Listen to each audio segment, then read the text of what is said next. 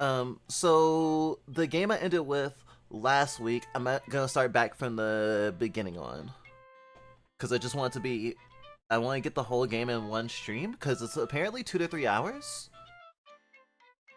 Though that probably means it'll take me closer to 4. And 4 to 5 is actually what I said I knew this game wasn't gonna be. So I'm being hopeful. I'm just being hopeful. But Hello Girl is a Yuri horror visual novel.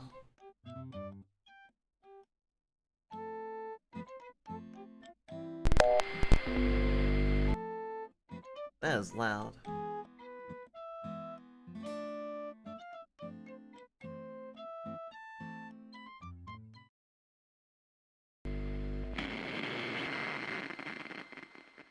It has a very retro thing to it.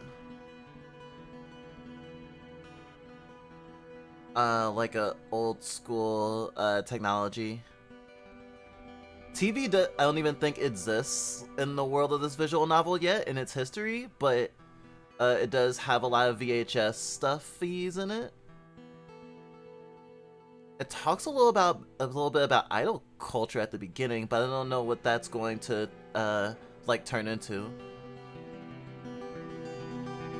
The trailer looks like an old or like a really indie film, like avant-garde.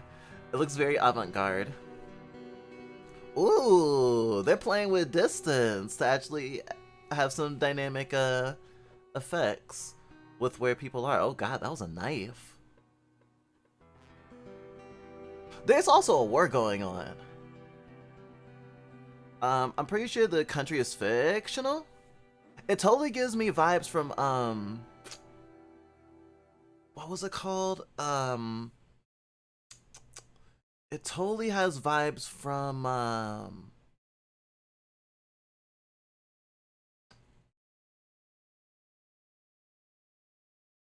it's the anime with the two girls running around in like on a military motorcycle-y thing. Girls Last Tour. It makes me think of Girls Last Tour like a lot. And it's furry also. I mean, it's always a plus when it's a furry. Have you ever felt like a rabbit with a telephone? Anna is a telephone operator. Her work used to be a respectable profession, but this is a world of progress, and the old must give way to the new. Hello Girl is a visual novel about connection and disconnection. It's about the love of places and the futility of trying. It's about knowing your place, yet still feeling lost. It's about holding back. It's about letting yourself be touched. It's about being the most tortured individual on earth. It's about nothing important at all. Hello Girl may contain unlikely bonds, your local postal worker, lack of sisters. I am scared of the radio. The global conspiracy. Yuri? 2 to 3 hours of content. I was actually afraid it was going to give too much away by reading the thing or looking at the trailer, but honestly, I didn't want to look at the real people. But honestly, it holds itself back a lot. It doesn't show its hand too much. And I like that. I appreciate that. Trailers these days don't have nearly enough what's the word? Like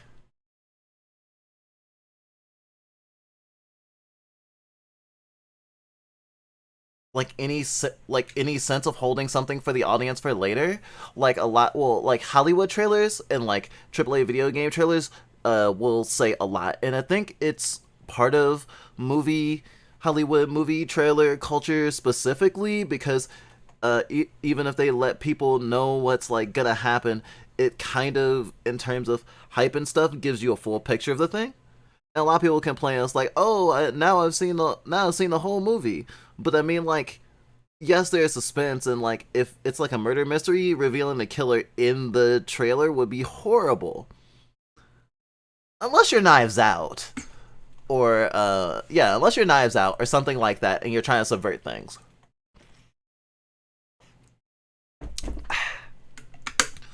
This background is to my favorite visual novel. I bet nobody can guess what it is, though. Hey, Centelica, how are you? Good morning. Is it still morning for me?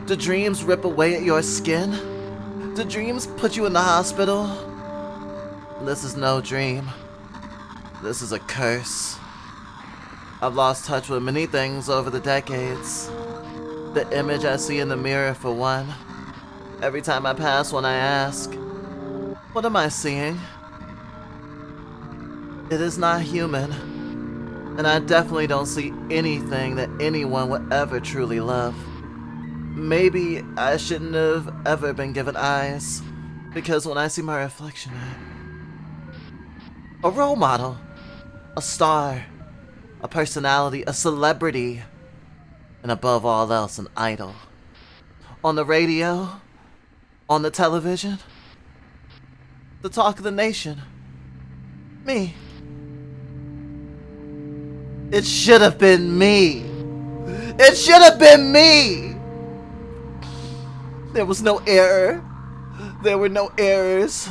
Every audition, every rehearsal, every scene, every interview, every competition, every note, every performance, every song, every album. Complete, perfect, correction, flawless. And yet, I'm here. A bathtub full of vomit and blood. Drowning in my own special brand of hell. This isn't what an idol does. We're not sure if I'd be received well. You just don't have the right look. Maybe further down the line. They were all right. I'll only ever be this dot, and not even one on any radar. A tiny speck of dust in the corner unnoticed. Nobody. Shambling around the dark.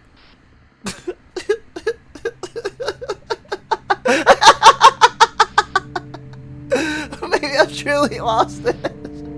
Maybe I only imagined them. The suits that showed up at my door last night. The ones that told me that they're very interested in having my help. Falling rain dropped up my window, and I can't see it all. And even if I failed, it would all be great with your picture on my wall. It reminds me that it's not so bad. It's not so bad. Thank you for 20 months, Z-Bun Pup. You're the bestest. Maybe I've truly lost it. Maybe I only imagine them. The suits that showed up at my door last night. The ones that told me they're very interested in having my help. That my dream is one we both share. We can help you unlock that potential. We can help you. We can unlock what's been inside of you. What has been hidden this whole time. You can become something different. Something much, much greater. If it ends up with me in concrete shoes, good. Anything but this. But if the business card they gave me saying that they're with the feds is real, then maybe, just maybe, day 23.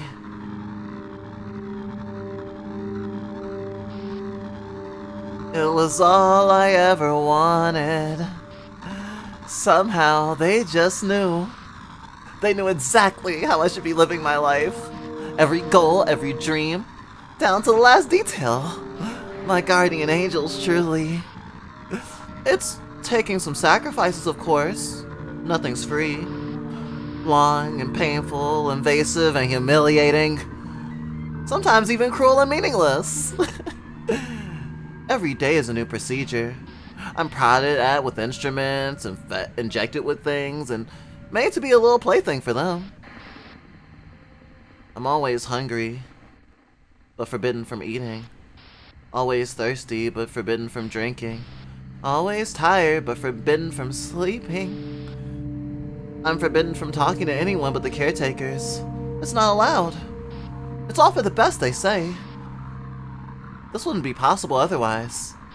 The suffering, the pain, the humiliation, the indignity. I'll put it inside. I'll put it aside. To me, all of it. The smallest price to pay. It was all necessary to get me here. I don't care if I'm being used. For deadbeats like me, it's the only way. How did I ever think I can make it on my own?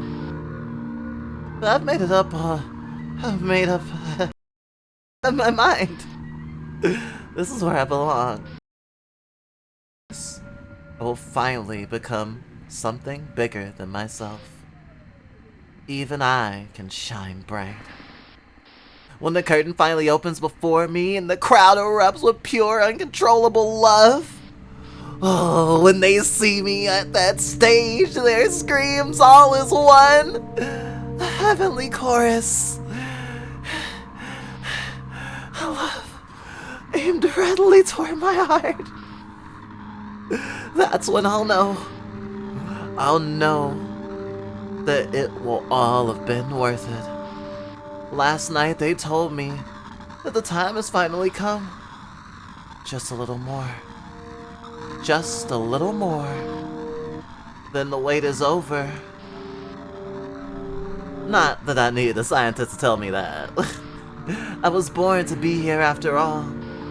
Tomorrow they're going to sculpt me into the finest idol that has ever walked this earth. Tomorrow, I will finally become a star. Day 24.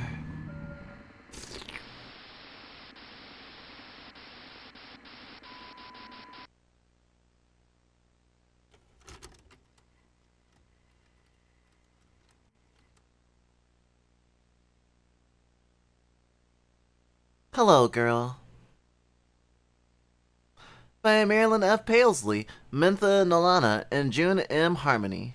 June M. Harmony, Naja Gultutter, and Calibration. Music.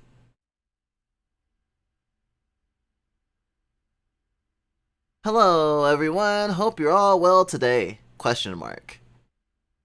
I guess we'll find out. Day's really just started. I mean, I am less than an hour into a probably, or certainly at least 8-hour stream.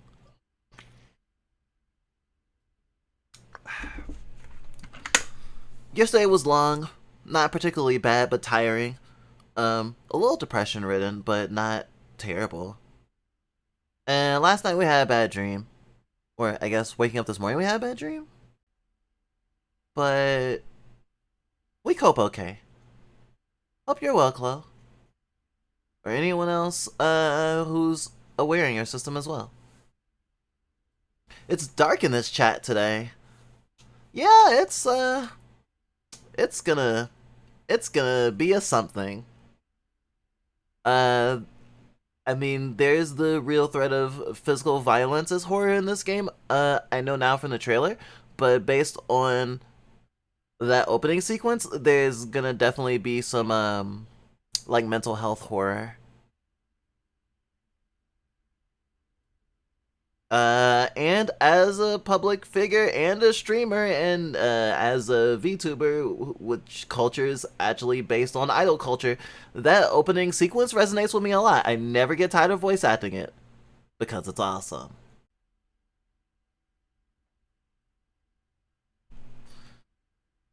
Bad dreams are okay. Better than night terrors, I always say.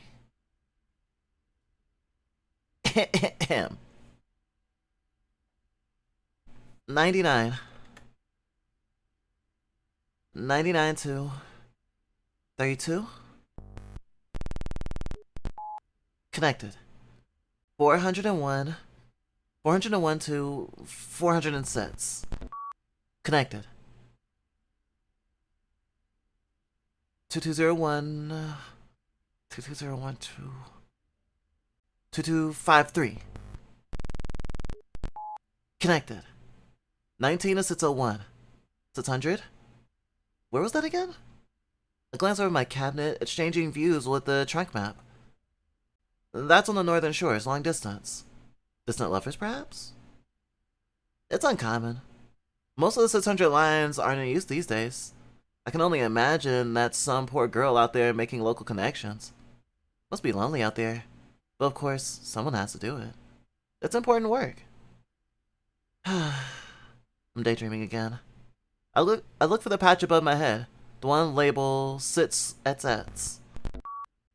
I scoot out of the rolling chair, making my way to the console of 600s. And with swift steps, time is always of the essence. I reach for the loose cable hanging from the patch, plugging it into 601. The light stops flashing, now glowing solidly. Connected. I roll back on one of the chairs, the full picture coming into view. Watching over the array of switchboards, numerous lights on the 8th cabinets. All solids. Waiting for another flashing light. But nothing else comes up.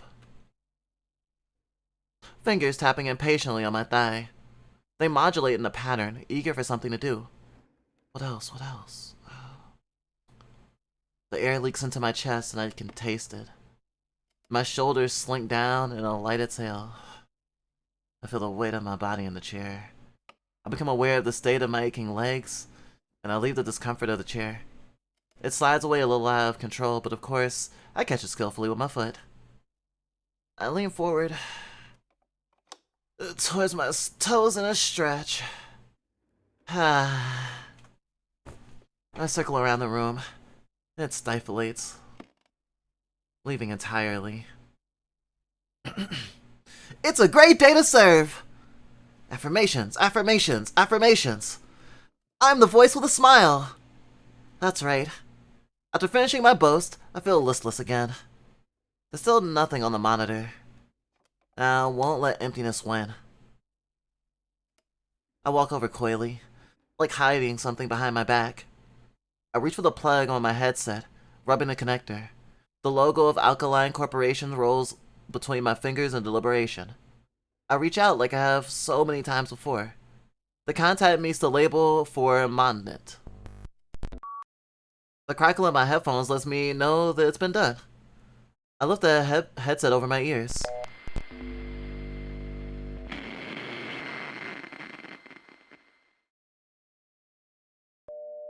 Pier 3 connected. Almost like she doesn't want to go out anymore. Well, that's unfortunate. Poor girl. How's she been doing in school? Her teachers are worried about her. I got a call the other day from the school. Oh no. She's not participating in class, hasn't been doing her homework. And these days, I've been so busy I didn't even notice. I get the feeling she's afraid of telling me how she's been doing. And she still asks where Mom is, if she's okay, when she's coming back. It breaks my heart. I just don't know what else I can do for her. Don't know where we can start. Might be tough on her. But hey, I know she'll pull through. She's always been a fighter. It's always hard trying to find a way to cheer up the little ones. You know, the other day Bobby fell off his bike and really scraped the heck out of his knee. He cried and cried and cried. Didn't want to go outside anymore. I told him, how about we go catch a Pencil Beaks game? What do you think? Aw, lovely of you. It sure put a smile on his face. And you know how much he loves a good ball game. Always getting so into it. Cheering and shouting and jumping up and down. Wonderful day. Almost like he forgot about his knee.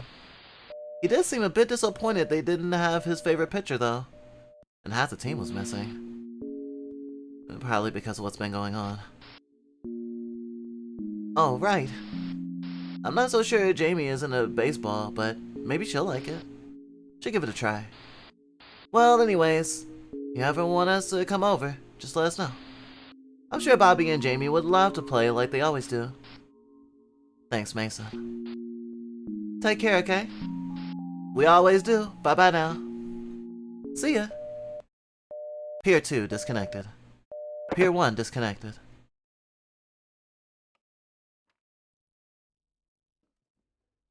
We know when we feel depressed that I can feel it in our body. Oh, that's totally real. I think we sort of learned about like body feel in terms of different mental illnesses when we learned about PTSD, or was it PTSD, complex PTSD. because it can manifest in keeping tensions in your body in certain places, like perpetually, because that's what you're used to, tensing certain things. And it's something that's really hard to unlearn. And in the same way, like I can say from our experiences of depression and depressive moods that like there definitely is a different like even like breath feeling sometimes with depression. Uh and sometimes you can have a lot of tightness, and that's why I think depression and anxiety come in pairs a lot. You can have a lot of anxiety about a thing, and it makes it, and it also kind of encumbers you. It makes it hard to do things. So even if you're trying to push through something feeling kind of not good and you're not having a lot of spoons to even do a thing, like feed yourself, like you can get tension in your muscles from the anxiety of fucking up, for example, and then it's like a downward spiral of I'm in too much pain to even make myself food. Or then you make yourself food but you have no energy for anything else. Goodbye day, hello bed. I don't know if I've ever had a night terror. We had night terrors growing up, and we had to teach ourselves how to lucid dream to get out of them. Drizzle's gone into detail about it before, but long story short, we basically had night terrors unabated till we were like about 14, and they started trickling off when we learned how to lucid dream and combat it. Although night terrors technically are something that can or has been treated with medical stuff, but our parents weren't. Our parents were very ableist and anti-medicine, unfortunately. Mental health specifically. They're anti-mental health. And also, they didn't have the vocabulary to know that really bad dreams where your kid wakes up screaming like half the week is like something you should see a doctor for. So to us, bad dreams are like relatively, by like a relative measure of having night terrors consistently for so long in our life, kind of like, yeah, it's unpleasant, but it's more like a splinter, you know? Or maybe a paper cut. Like it stayed with us, especially last night's dream. I had a metaphorical dream of heart failure. Inner conflict is in pain. That makes a lot of sense. Dreams are rarely literal, I think. Although the dream we had, the dream we had last night was very literal because it had homophobia in it.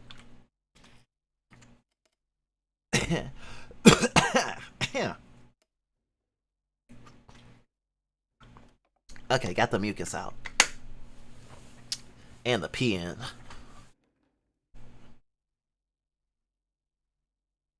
I'm not supposed to plug in, not unless there's some sort of problem.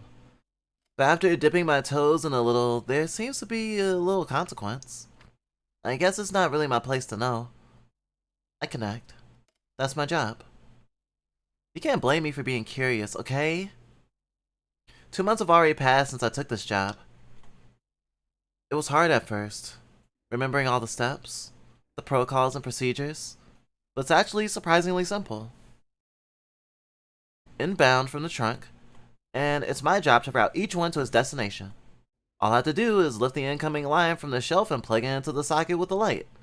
Of course, I'm just one of many operators.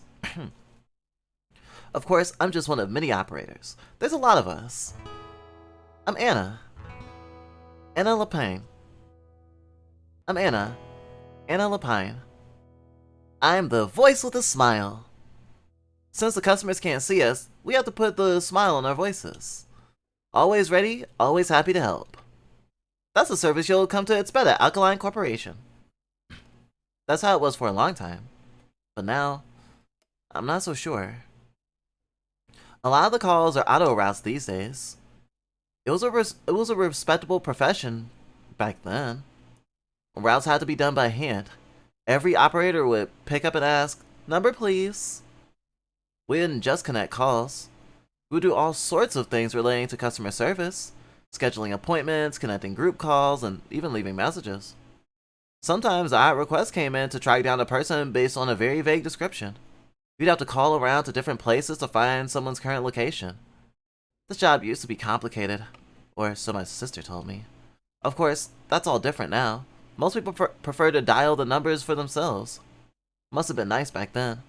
Getting to speak to people from all over the country, maybe even all over the world. The world feels a lot smaller now. Hello, girl.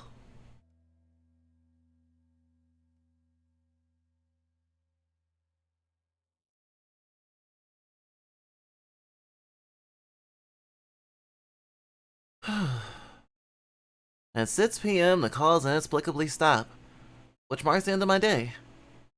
As the day's last rite, I make my way around each cabinet to make sure that everything is in its right place. After work, I normally get out of my uniform, hang it up, and slip into something more comfortable. But today, I have an errand to run. Every few days, I go out to get mail. It doesn't deliver out here, so I have to go to the post office in town. I don't know how long it's been this way, but there's a mailbox buried somewhere out there in the grasses. At any rate, it only makes sense that we're putting more of our resources into the great effort, instead of useless things, like the convenience of mail delivery. I waste no time moving on to the next task. The days are getting shorter after all. The forecast said it would be colder, and I can only agree. The wind chill has already picked up a bit. The air numbs my cheeks and my hands. The grasses sway gently in the wind. The birds have already left for the year. I started to miss their call. It's always been quiet out here. It's the one thing I can trust to never change. On days like this, when the cold hits you like a wall, I remember that I too am just a vulnerable animal. The creature braves the world outside its warm burrow. I always park the bike on the side of the house. My sister was more careful about these things, insisting that it's too precious to leave outside. I respected her wishes for a while. But I am what she isn't. Practical. I dig into my pockets for the key, only to realize it was already sitting in the lock. I turn the key back and forth, making sure it still has a charge.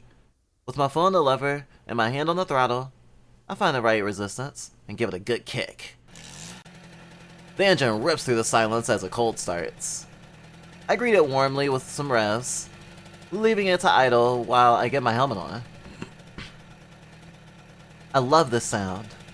It's different from the phone lines, but meditative in the same way. I get on the seat and grab the handlebars. It hums gently in my arms, responding to my commands. It really is a piece of junk. I give the throttle, and we roll gently over the dirt path. I don't look back. The wind feels good on my skin. The plains whip past as my motorcycle carries me. The only thing slowing me down are the potholes and grasses encroaching on the path. I feel the stress of the day slide off like butter. There's a lot of things that I don't like about the fall, but the first cool air after a long summer is novel in a way I can appreciate. The scenery has slowly been giving way to darker hues. It's summer's final, dying breath. A signal that the best part of the year is coming to a close. The feeling of morning doesn't catch up with me as I speed away. I made the decision to enjoy it instead. It's about a 20-minute ride to get to town. I push a bit extra on the throttle in an attempt to escape the cold. Things are far apart out here. It almost feels by design. Here the world moves slow. It's the kind of place where you know everyone, and anyone new from the city would be faced with scrutiny. I would know. I was one of them. My sister probably carried most of that burden for me, as I've become quite well liked by the locals. I can't say I completely dislike it, but I don't let it show too much. It's important to keep your distance. Just at the moment, I swerve to miss a deep pothole, one of those scary ones that would definitely send you flying if you were on a motorcycle. I stop my bike and look behind me. That could have been bad. The speed had been creeping up as I got deeper in my headspace. I take a deep breath. I remember that I'm not in a rush to get anywhere. I decide to take it easy for the rest of the ride. I make sure to ride out and check the mailbox every couple of days. I don't want to miss anything important. Not that I really get all that much mail. I guess it's just an excuse to ride out to town. I say town, but it's more like a village. A place with a handful of stores ran by clerks who dream of elsewhere, and old tired people who are waiting for time to bite them. In any case, it's time to get out of the house. I pull up to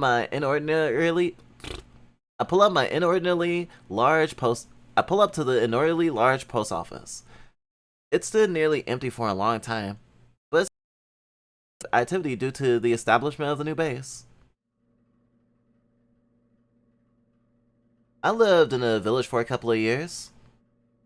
Was it cozy? I've known a lot of people to complain about living in really small places, including suburbs and small towns. Stifling. The scrutiny thing that got mentioned. Gossip spreading really fast. That sort of thing.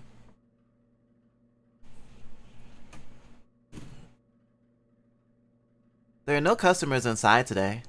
Only the creak of the fan moving around its socket. I waste no time loitering, immediately heading to the counter. But there seems to be nobody around. I lean over the counter, looking into the staff area, but I see nobody in there. I use my ears too, but there's no sound of movement. Only the creaky fan on the ceiling. A little service bell waits for me to ring it. I tap my foot impatiently. I surely wouldn't want to resort to it. I take a few paces around the room to kill time.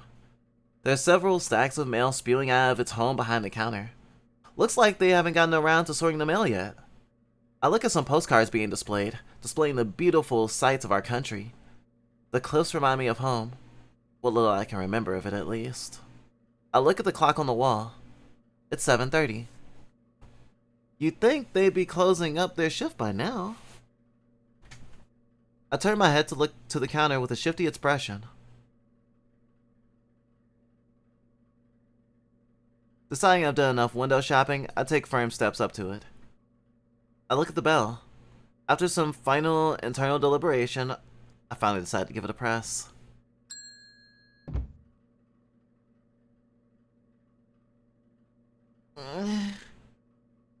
A thud emanates from the countertop. There's a sound of shuffling from down below. A nicely dressed green-haired girl emerges from under the desk. She starts mumbling. Dozed off again. That's no good. The girl turns away from me and rubs her eyes. She seems to have not noticed my presence. Where was I?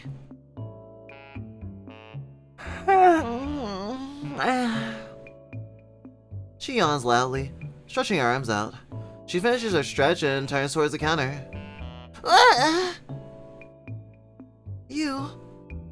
You rang, right? Yes, I did. What's up? Her eyes are reddish with a strange yet friendly look on her face. Millard, was it? Millard, you said it right. Open up my bag and pull out an envelope, placing it neatly on the counter, pushing it towards her with my index finger. Here. She looks at the letter for a second and then back to me. Oh, thanks. She tosses the letter into an overflowing mail bag behind her, causing a mild avalanche of envelopes. The mail clerk lazily goes after them. She gets on the floor, placing each envelope back in the stack with more caution this time. I suddenly feel guilty. Miller returns to the counter, staring off again. Oh, and my mail? Miller snaps back to attention. Gotcha. 1 second. She turns around and starts to scan up and down the bins on the wall behind her. The address was something like Eagle Hawk Pigeon Way. Right. Miller runs her fingers along the labeled bins, mumbling to herself. She bumps into a large cart overflowing with letters and packages, causing some to fall out. Those military guys. The clerk slowly scoots the cart away from the rest of the bins and continues looking up and down them. Pigeon white. I swear it was right. Aha! She pulls out a couple of letters, looks through them, and sets them on the counter in front of me. There you go. Thanks. Miller nods and gets on the floor to put the letters back into the cart. I flip through the letters. Milton's department catalog. Junk flyer. The Daily Gamut? Yesterday's issue? Huh? That's strange. Miss? The clerk looks up at me from the overflowing cart. Was this everything in there? Miller glances at the bin. Everything. Can you check again? She looks away, mumbling something under her breath. Miller then takes a look inside the bin, making a point to stick her face into it. She takes out a few layers and flips through them again. None of the rest are in here for you, miss. That can't be right. Are you sure? Nothing for Lapine? Sorry. That's all of it. She says in such a defeated tone. Thanks again, miss. I turn around and start towards the door. Hey, wait a sec. Miller nearly slips, making her way around the counter. She comes up to me with the envelope in her hand. This one was on the ground. Without even looking at the envelope, I tear the flap open and shake the letter out from inside. I unfold it and read the top. Alkaline Corporation. Dear Miss Lapine, we are writing to inform you that your location is scheduled for a mandatory service upgrade set for September 5th. The hardware to be installed is a AW1054 model multiplexer, as well as a TW44 model teletypewriter. A service representative will be on site to assist you with the upgrade process. Please keep a good lookout. We thank you for your service. Hold that confidence. Your local branch office at Alkaline. Martin falls to my side with the letter in hand. Miller looks happy to have done her job. I think. I smile at her regardless. Thanks, miss. She keeps looking at me with that expression. I'm not really sure if it's one of accomplishment anymore. I decide to take my leave.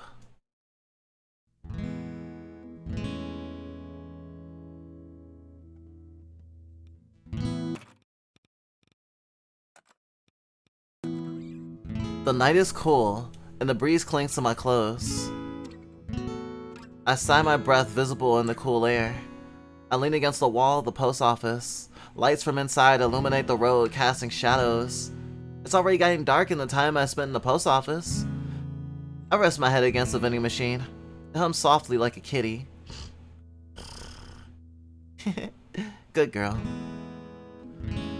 I look to the letter in my hand. Scheduled for September 5th. That's only a couple days away. Multiplexer, teletypewriter. I'm not really sure what those could be. Technology's really moving quickly these days. It'll probably be someone from the city that service representative. I wonder what they're like. I twist the accelerator on my bike and start on my way back home.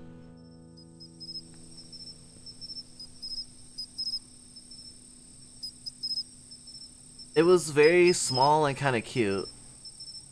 Long, flat roads, not actually very isolated since it was particularly within the borders of a nearby town. Oh, I see.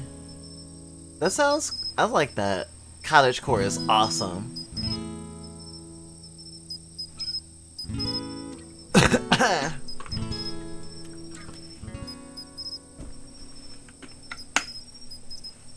Remember to drink water when you need to.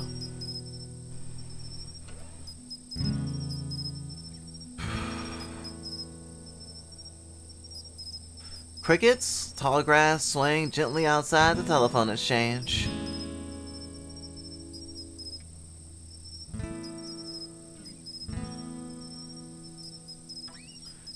Crickets, tall grass swaying gently outside the telephone exchange. A strange place to call home. The wooden door creaks open and I step in, remembering to lock it behind me. The dust and shadows of the nearby empty switchboard room greet me. I nearly trip while removing my shoes and jacket. Maybe we should have some light. The ceiling light hums a familiar tone. It's taken some time for me to adjust to the quiet. It's hard not to be overly aware of my own actions when there's no one else around. I try to think about the things I should be happy about. Today was the first trip to the post office that felt familiar to me, comforting even. The first time I drove here, I was so nervous about every little thing. Driving a bike, not getting lost, what to say to the mail clerk. But now it's just another part of my week, going through the motions. Routines, motions, a meal, a bath. Sleepy. My yawns echo through the building's dark halls. I hang up my uniform and put on my nightgown. I collapse into the bed face first, not feeling any urgency to get comfortable. It isn't really clear to me what it is I'm feeling at the moment. I'm a girl who enjoys consistency, I guess. If there was a word for the feeling, it'd probably be helplessness. Before I start to really think about it, I close my eyes. That night, I was able to remember my dream. My sister and I were sitting on our old front porch.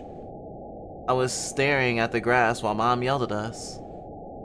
She was really upset that we had gotten some new blouses dirty, and was really telling us off for not being more careful. I felt bad that she was having to spend so much time giving our clothes an extra scrubbing, when we had already been so busy every day, when she was already so busy every day. Do you know how many months I've had to save up for these? Sometimes it feels like neither of you care about how much I do for you. Somehow, I know that this happened because I had chased Carla through a mire, and before I could realize how deep the mud went, it was too late.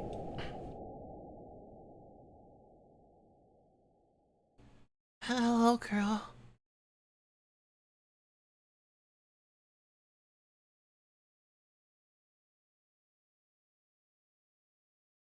Oh, I think it's called Hello Girl because, like, telephone, when you call someone, you say hello. She's the Hello Girl. Anna helps people say hello. They don't really need help saying goodbye, I guess.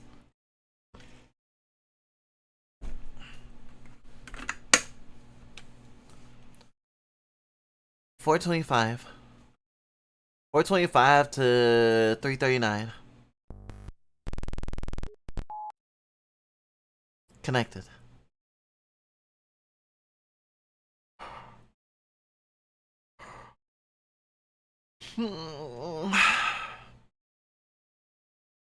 I give a big stretch as well as a big yawn. Early mornings don't usually have many calls. 29 to 67. Connected. Huh? I haven't seen 29 come up in a while. Quite a while. With how slow the morning is going, maybe a little curiosity won't hurt. I plug into the monitor.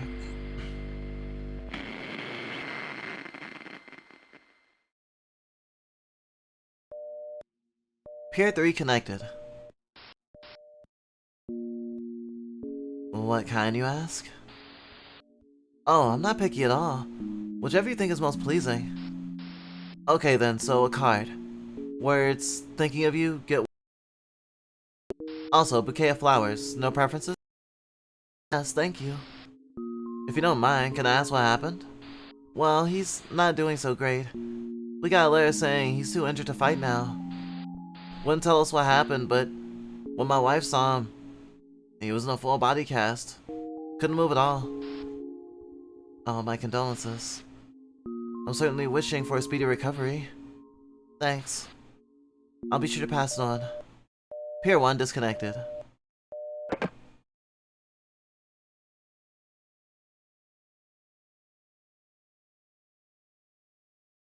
Two numbers, longing to reach one another. The magic of long-distance communication happening before my eyes. The tiny flashing light above the digits tell me that something needs to be said. Somewhere. And to someone else. I can only imagine what it was like before all this. The words of loved ones at the whim of a person who may or may not find their way to them. A letter lifted out of a bag by a gust of wind could have meant words lost forever. I get a little teary-eyed thinking about it. Without thinking, I connect another call. It's become mindless. My hands guide themselves. A to B. Wait for the lights to turn off. Unplug. Rinse and repeat. A to B. Repeat. A to B. Again. A to B. Fogginess. A to B. B to A. 1 to 2. Like living in a cloud. Only it's one of those small, solitary clouds you sometimes see in the night sky. 2, 3. My hands reach out, fingers waving about, creating barely visible shapes in the air and moisture. Green and red lights blink in pattern across the sky, creating a grid. A rumbling at my feet. Then a white light from out the distance in front of me. The lights grow brighter, coming toward me. The train pierces through the foggy veil. The deafening sound of its engines turns to a screech as the train comes to a halt. A tall, stately man in a vest and some kind of cape steps off of the cabin, his boots sending a puff of dirt up. His movements seem guided, like they've been rehearsed hundreds of times before, in an almost ceremonial manner. He turns my way and begins to strut towards me.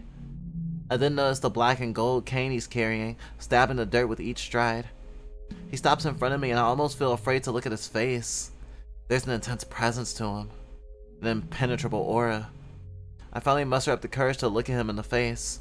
I notice that his gaze isn't focused on me, but more rather, something behind me. I suddenly feel very small in his presence. He sets his eyes on me. Ah! Reality makes itself known with an unpleasing jolt, the feeling in my limbs returning to me. A trail of drool rolls down my arm as I lift my head up from the switchboard. I fell asleep on the job again. I see my pencil on the floor next to me. The thing must have woken me up. The second thing I notice? There's so many unconnected calls. My stomach drops, thinking about what could happen if I miss too many of these. I shake the sleepy away in my head and stretch my arms a bit. 89 to 121. Connected. Ration day. Every Wednesday, everyone in town lines up to take home government supply of food and supplies. Stuff like rice, oats, cooking oil, and other essentials. It's still a pretty new program, so I'm not completely used to it. Sometimes just a matter of substituting one thing for another, though sometimes things don't come in and I just have to do with a plain meal. When it's getting close to the next ration day, it might just be rice and beans for a couple of days. Me and my sister used to go on trips around the various roadside farmers markets to get fresh produce. Since everyone seemed to know her, we'd even get gifted some seasonal fruits from time to time. I would always hide behind Clara back then. I was always scared of anyone who wasn't my sister. Now the markets are mostly empty. The farmers will have dwindled in number and there's only a handful still around. So it's really just a big help that we have the rationing system now. Even if the food isn't as good, it's at least a little bit easier to get to, even if I have to wait in line. Come to think of it, all that farmland is under the control of the Defense Force now. I wonder what they're doing with it. As I get close to the intersection where I turn off the community building, I see 3 people standing there. They're in uniform and they're holding guns. I don't recognize them, but I know they're military. Not sure what they're doing around here though. I decide to slow down. My bike comes to a stop right next to the soldiers. Halt! I'm a little surprised. I don't think I've ever heard anyone say that in real life before. My bike was already stopped, so I'm not aware of what they want me to do. 2 girls stand tactically to block my bike from both sides. Their hands are on their guns. The third stands a bit further behind them, though with her rifle still around her shoulder. I raise my hands up to show that I'm not holding anything. What's your business here? I'm just getting some rations. Upon hearing me speak, the two near-identical soldiers look at each other in surprise. I lift up my goggles so they can see my face. They study me up and down with their eyes. I'm the one in the back. The one in the back has a minimal presence and seems to prefer to stay out of it. Huh? Another civilian. They seem to let down their guard a bit. One of them even slings their rifle back on their shoulder. I don't know what's so surprising, but I'm glad I don't have to worry about getting shot. What are you doing here, little miss? Not a good idea to be out here alone. How young do they think I am? I'm pretty sure they're not much older than me. Are you guys lost? Shouldn't you be out on the front lines? Lost. Swan-tailed soldier stifles a laugh, her cheeks puffed out. Of course we're not lost. We're doing important work here. Classified work. Okay. Keeping the peace. Making sure little girls like you don't get hurt. Well, I'm doing fine. Yeah, you might be doing fine now, but you never know when the enemy might strike. So you gotta watch your back. I wonder what they've been told. I understand. Is it okay to... You can't say we're the ones who are lost. Don't you know? This is the military's road. You're the one who's lost. Since when? And you know, we've been on the front lines too. Eastern Shores, 23rd Company. Really? Yeah, you couldn't imagine the things we've seen. They're still going. And I don't think they're gonna listen to me. They start to argue with each other about who saw the most gruesome thing. I lose track of the conversation. I get the feeling that they're not supposed to be here. I take a look at the third soldier. She keeps a stern look at me for what feels like an eternity, even though only a second or two has passed in reality. Eventually, she looks down at the ground. I guess she has nothing to say. I think about saying something to her, but I feel I've meddled with her little operation enough. Hey, you listening? Am I free to go? Huh? Oh, yeah. Sure, go ahead. I guess my worries were misplaced. I don't have to worry about these girls. They're just a couple of kids. I put my goggles back on and look forward. I push down on the pedal and my bike rolls off with me.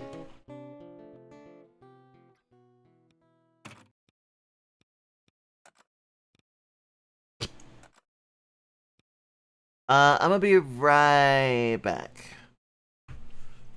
I forgot I took a med that made me a little sleepy, which is very unfortunate.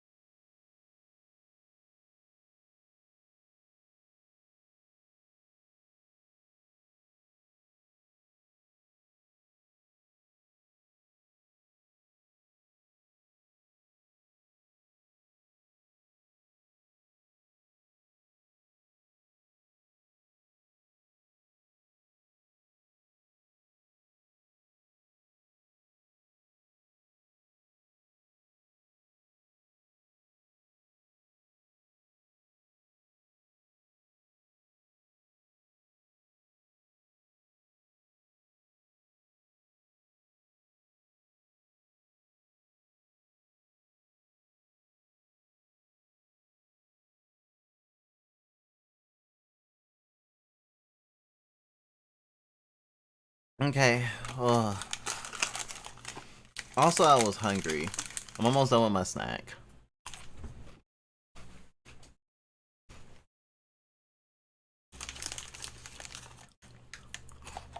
Which is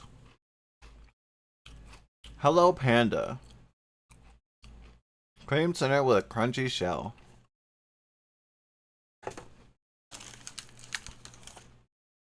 They're like these panda head shaped biscuit balls that have strawberry cream in it.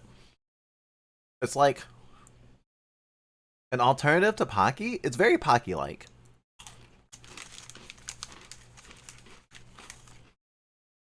I'm having that in some iced coffee.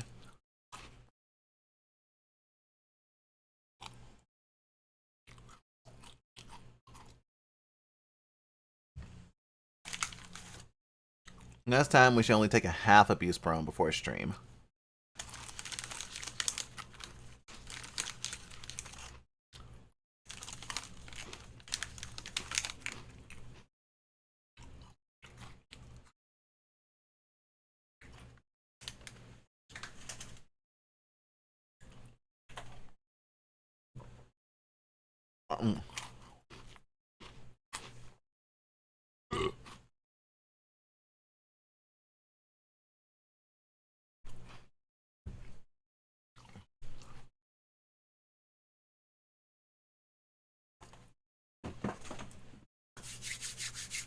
Okay.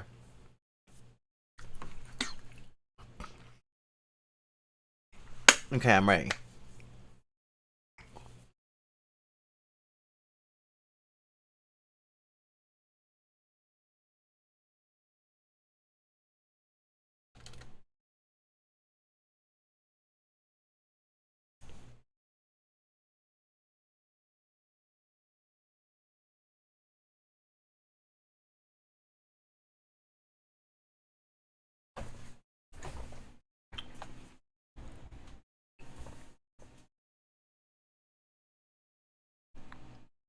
Alright, there we go.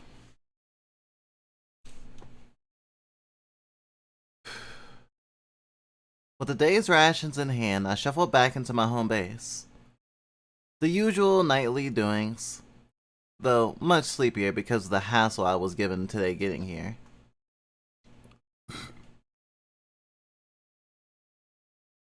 With the day's rations in hand, I shuffled back into my home base.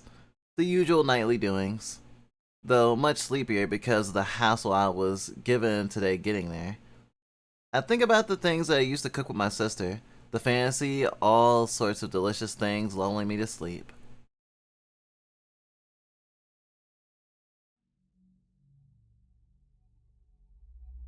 I'm blinded. My eyeballs are being held open, a ray of light flickering directly into it rapidly. A light feels more intense with each flicker. It starts to hurt more and more. Then, my eyes are allowed to close. There's a warmth in my eyes that I've never felt before. I try to reach out and touch them, but my arms don't cooperate. Mumbling from an invisible congregation. Although I can't understand them, I feel I'm being gossiped about. It's almost like this. It's always like this, it feels. One of the figures makes themselves visible. A short girl with long unkempt hair. Something about her feels familiar. I try to piece together memories in my head, but they all fizzle away as soon as they're known. She tilts her head curiously. I focus on her the way her hair covers her face as she does this. I try to speak to her, but my mouth doesn't cooperate either. She holds her hand out with her palm facing up. This gesture. The gesture feels comforting. I start to feel a little sad that I can't take her hand. She steps back, sudden hesitation. Turning her head left and right, panicked. I start to understand her concern. I'm nothing anymore.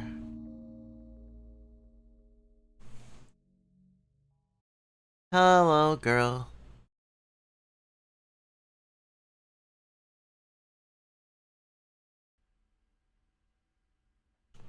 Something is wrong this morning. It's 5 minutes past the opening time. There's always a rush of calls coming in right about now. A lot of very important phone calls, but no lights have come on today. I sit patiently waiting for the first call to come in.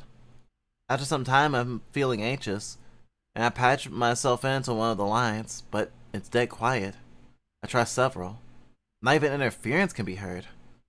I even try speaking to the telephones, but there's no answer. I look outside, listening for sirens like I've been told to do. I even get my fear of the radio. I even get over my fear of the radio and tuned into the emergency frequency, but there was nothing.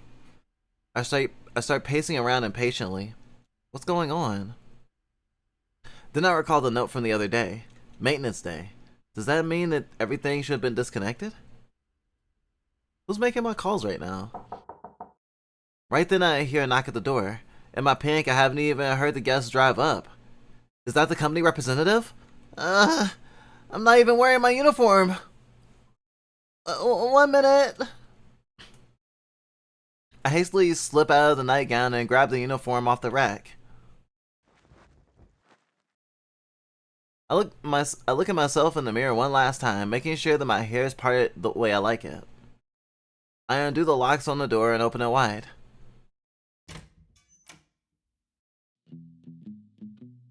I'm here for the maintenance job.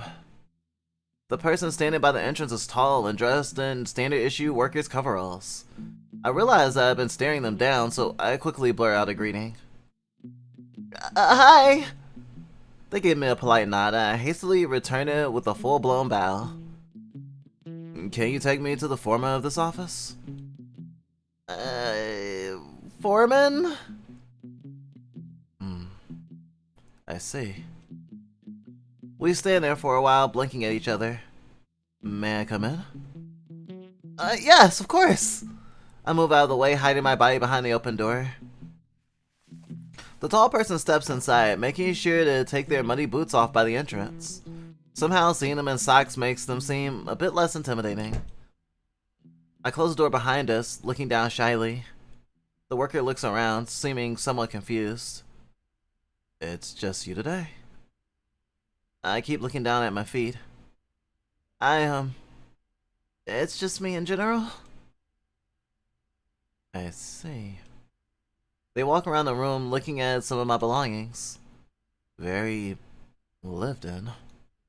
I'm not sure what to say in response. They raise the clipboard that they have been holding and walk over to the row of switchboards. They stop at each one and, after giving it a good look, makes a note on the clipboard. I'm not sure what they're writing down, but I'm sure it's important. During a visit like this, I'm not sure what I'm supposed to do, so I just continue tailing them as they inspect this place. Do I get a passing grade? I'm not here to grade you, miss. The person doesn't look up from the clipboard as they speak to me. I know. You're here to grade the switchboards. After working their way through the switchboard terminals, they look up at the cables running up the wall from each unit. They join each other in a braid near the ceiling. I'm just here to make sure the equipment's up to code. They follow the cables that span across the wall, terminating above a metal door in the corner of the room. They also make a note here. And if it's not, make the necessary upgrades. Well, is the equipment up to code? The worker rubs their chin. No, miss. Who let it get this bad? Suddenly, I feel a little intimidated. I'm sorry, I didn't know. Oh, no. I don't think it's your fault. Protocols haven't been followed here. You've taken good care of the equipment, I can tell. But you could have phoned in to let us know earlier. That's quite a mess for me to clean up. I look around the room. Everything is just the way Claire left it, but I never knew that there was some sort of problem with the way she had things set up. It's just how I've always known it. Is that something that needs to change? The representative looks around at several doors leading out of the room. Is there an office here? An office? Wait. I think so. I take out the key box on the wall and look for the right key to use. I grab the one with the tag on it that says office and lead the representative to one of the doors. This building is just too big for me, so I keep these doors locked and pretend they're not there. The representative smiles at me, saying nothing. The door opens with my key, leading to a small room with a desk, a chair, and some filing cabinets. The representative steps past me and sits down at the desk, using their own key ring to open the filing cabinet. I guess they've done this before. What's in there? Maintenance records mostly. Schematics, blueprints, and the like. They go through the drawer, picking out a few folders and setting them on the desk. A puff of dust raises from the folders as the books are put down. The representative doesn't cough. They look up one of them, going through the documents within. Looking over their shoulder, trying to parse the information on the pages. I can't understand it. This looks complicated. The representative looks up from the books. It's a circuit diagram, miss. It covers how switchboards are wired. Part of your basic training. Oh. I'm not very good at this stuff. The worker looks at me puzzled. Were you not trained by Alkaline? I shake my head at them.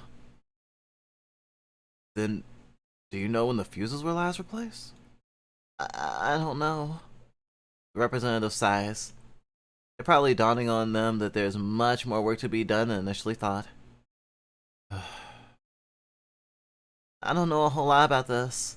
My sister taught me how to do this job. Your sister? The representative taps their pen on the desk, thinking. They bring out yet another folder of papers. This one looks like a directory of some sort. Each page has a table of names and hire dates, and who was their manager. They flip through the pages all the way to the very last one. The worker puts their finger on one of the names at the bottom of the list. Miss Lapine. That's me. Clara Lapine? I shake my head. That's my sister. I'm Anna. I see. So you're not actually working for the company? I am. You do? But you're not on the ledger. But I work here every day. The representative sighs and puts the folder back in the drawer. I'm sure you're a good worker, Miss Lapine. I'll write that your sister was present. They stand up and leave the room with a schematic. I look down at the filing cabinet, feeling that I might have been doing something wrong this whole time. I follow the worker back to the main room. The representative looks around the room and then at the schematic. Again, they seem to be in deep concentration. So you know my name now, but I don't know yours. The representative looks up from the diagram. Name's Courier. They point at the name tag on their uniform. Oh. I thought that was just a title. They look down at the tag and exhale lightly, as if amused by the mistake. I smile at them, and they smile back mildly before returning to the blueprint. I scoot closer to Courier to look at the diagram they're holding. It seems to resemble the room we're in. A few of the rooms have labels on them like office and break room. Curiously, some of the rooms in here don't match what they're currently like my bedroom. I guess that was added later. Courier taps their pen on the paper and looks up at the wires in the ceiling. I'm gonna need to take a look at the wiring in the basement. The basement?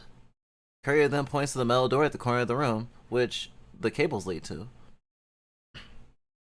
The trunk lines are down there. Basement?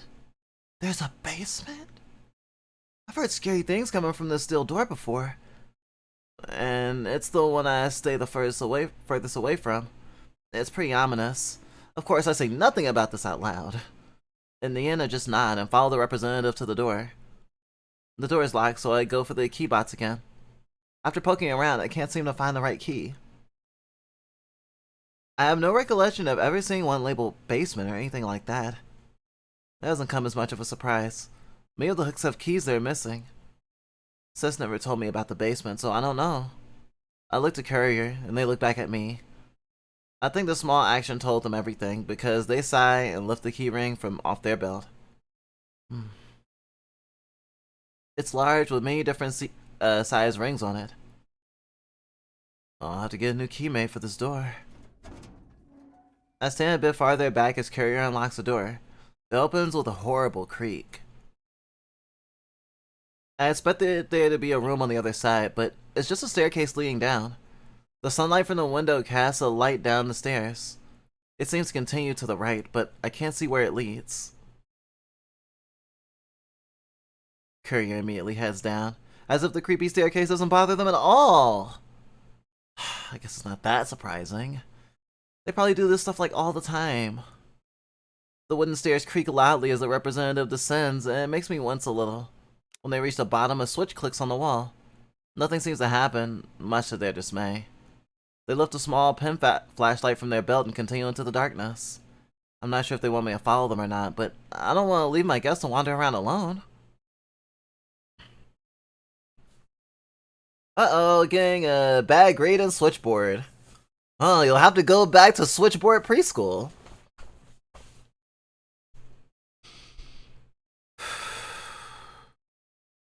I put my right foot on the first step.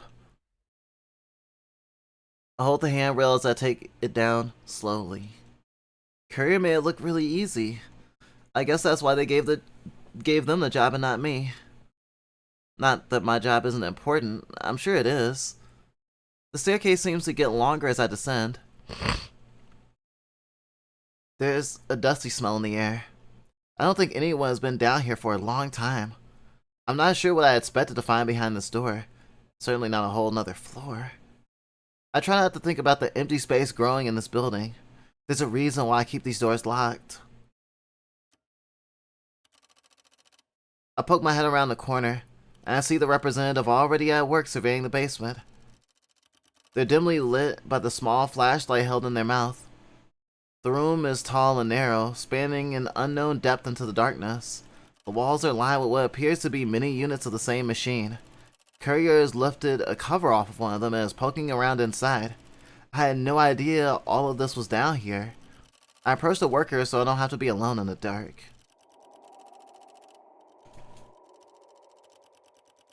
They have a clipboard in one hand and a pen in the other, filling out a sort of checklist. They look to me, taking the flashlight out of their mouth so they can speak clearly. Hey, would you mind holding this flashlight for me? I nod and take the flashlight from their hand, making sure to point it where they're working. It's made of metal, and it's surprisingly heavy for its size. I didn't know they made flashlights this small. I wonder how it works. I feel a little safer now with the light. Courier is poking around inside the machine with a screwdriver, opening little compartments up and looking inside them. It's a miracle this stuff still works. The Corp has been really slacking on maintenance. You mean Alkaline? Yeah. Ever since they got nationalized, HQ's been cutting corners. Oh. I don't know what any of those words mean. They're rife with cash, but they don't spend it on anything useful. Maybe when this war is over, they'll get their act together. Until then, here I am fixing their mess. You seem to work hard, Courier. I'm sure your work is appreciated. They give me a warm smile before turning back to the machine. Have you been at Alkaline long? Courier looks back at me as I ask my question, but continues talking as they work. Ever since I got old enough. They must be really smart. You must be really smart then. Maybe so. That's all I know how to do. Courier finishes up their work on the machine, making sure to close the cover before moving on to the next one. I diligently follow them with a flashlight, careful not to get in their way. They pop another cover open with a screwdriver. I think it's made out of the same sort of bakelite. They lift it off and set it aside. It looks heavy. On the inside, this machine looks very familiar to the last one. What are these machines? They're part of the exchange. These are switchboard panel switches These are switches. Panel switches to be precise. This bank uses the newer model of straight panel switches. They're a lot more reliable than the old rotary ones. Rotary? Yeah, the old ones were a nightmare to maintain. Lots of moving parts. Don't even get me started on the wiring. As you may have noticed, there's a lot of empty space down here. That's because the old banks were so big. You could fit a whole room in the space left behind by those things. I look behind me, and I scoot a bit closer to Courier. But why are they here under my house? We just do the phone calls here. They're used to route transmissions to other central offices. They're what makes the phone calls happen. Or they're a part of it at least. The telephone poles outside are like the roads of the system, and these switches are like the intersections. Oh! But I thought I made the connections, like when I plugged the wires in upstairs. Yes, that's part of it. Though maybe not for much longer. I wonder what they meant by that. So the basement is the brain of the phone system? You could say that. There's a lot of brains though, not just this place. They're all connected together, forming a network of brains. Brain network. This building mostly serves for long distance lines. There's not a lot of local line connections to make, so most of the incoming transmissions are just passing through to elsewhere. Courier points to the logo on my uniform. See, that's the logo for the long distance division. Whoa. I didn't know that there was so much to it. I thought telephones were just a wire. That would make my job a lot easier. They check some things off their clipboard and move on to the next panel. So, how long will it take to fix them? It's not just a matter of fixing panels. There's also some other stuff that needs attention. The panels, they're just the most obvious problem. It's a wonder they're so functional. They need to be totally replaced, and I haven't looked at the wiring yet. I could say about a week tops. A week?! I can connect calls for a whole week? That's all I know how to do. I don't know what I would do if I couldn't do that. What am I supposed to do for a week? Enjoy your vacation? Vacation? I've never heard of a vacation before. Does that mean I can go anywhere I want? Like, the beach? I've never tried to be anywhere else before. Nowhere but here. This is my home, and Claire would come home any day and all. I don't know what I would do if I wasn't here when she came back home. No, I can't go anywhere. I have to stay here. Well, you could always help me. Would that make it go faster? Not really, but you'd be company. When I'm out on maintenance, I don't usually get to talk to people. And you're certainly an interesting girl. I don't mind helping you out. I don't know what else I would do anyway. The only time I was away from work was when I fell off a scissor lift and broke my leg a few years ago. But if you'd rather do this, that's fine too.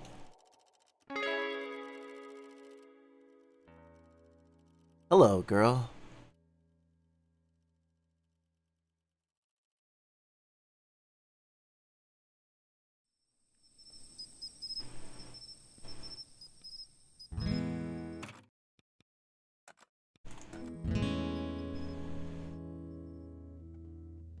Come evening, Courier and I headed back upstairs. We've been down there so long it was already dark out. I apologized I didn't have any food to offer them, but they said they were fine. I also offered a place to sleep for the night, but they said they had booked a hotel room. They probably thought the notion of staying at my house was a bit strange. I didn't think of it as strange at all. I was just trying to be hospitable. I didn't really have a guest room anyway. I just had my room and Claire's, and her room as well. I don't think I could let anyone stay in there. I wouldn't want to make Carrier sleep on the floor, so I guess it was for the best. They said they'd be back tomorrow morning to start work properly. I wonder what sort of changes they bring to the place. Change is something I'm not used to. I've lived here for so long that I've gotten used to everything being the same. After Clara left, I made it a point to keep everything the same. That way, things won't be strange when she comes back. I went to bed early that night. I was tired from all the going-ons of the day. I'm not really used to having guests over.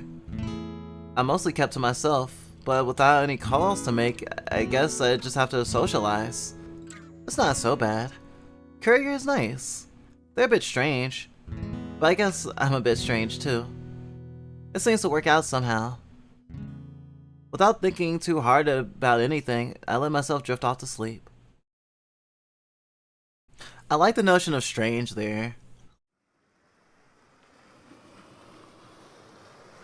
A lot of times when we were growing up, when we were called strange or weird, the behavior or the vibe that we were giving off, now retrospectively we recognize as either something related to queerness or something related to neurodivergency.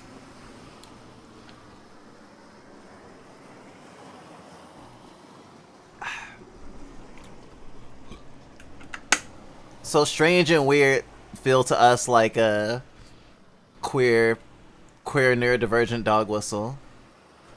Just a bit queer.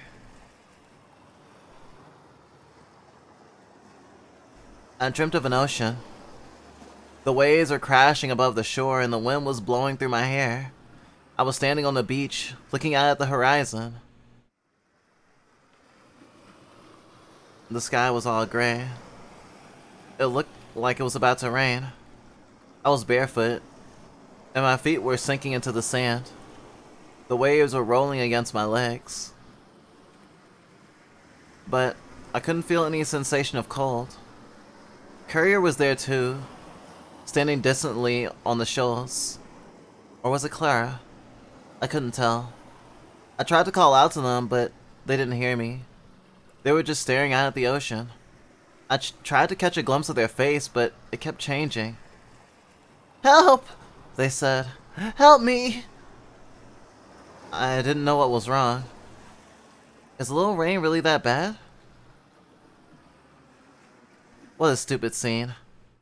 I've never even been to the ocean.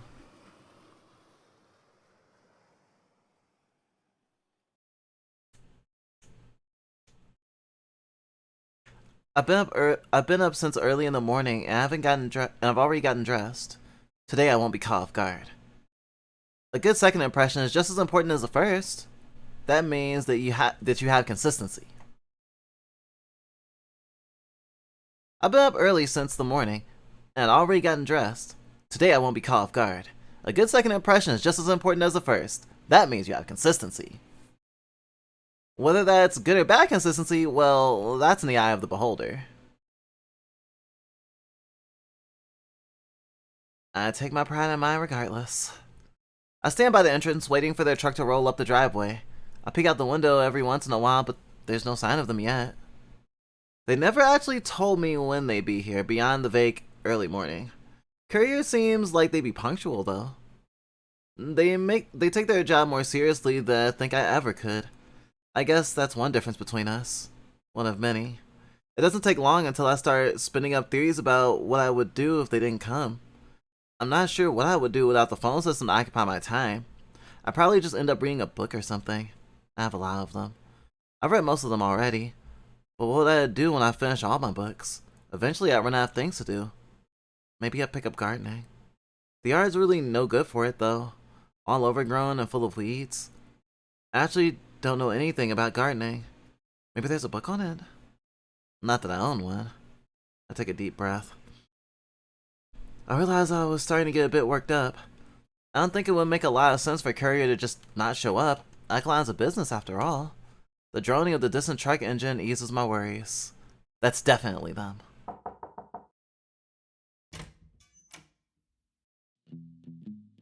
That was fast. Good morning. Good morning, Anna. Was the drive okay? Yeah, it was fine. I drive a lot. Especially unfamiliar places. Though this is the first time I've been to this area. It's kind of out of the way, isn't it? Yeah, it's quiet. Phone exchanges are usually pretty busy places. I'm surprised this one isn't. Oh, is that bad? I'm not sure. I've never been to one that wasn't. You seem to be doing well enough for nobody to complain.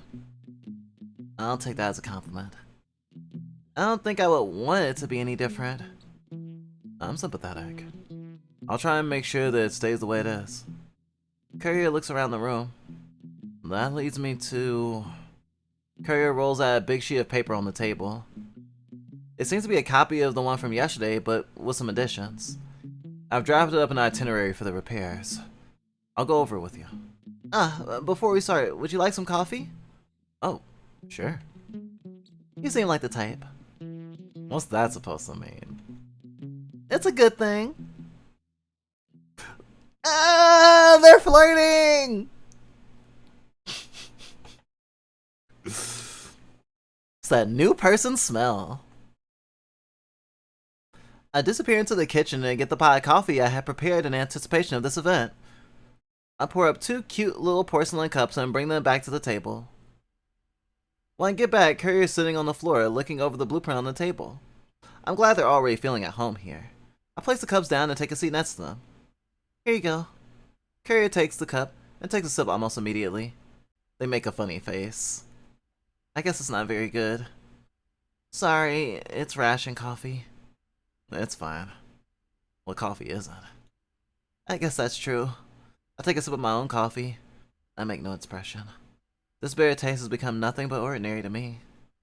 Courier said that they were going over the itinerary with me, but they seem to be taking their time mulling over it. I don't mind. I'm not in a hurry. I guess I'm the one who suggested this detour anyway. So, timeline. It's a timeline now. I will start with the most important things first, the switches.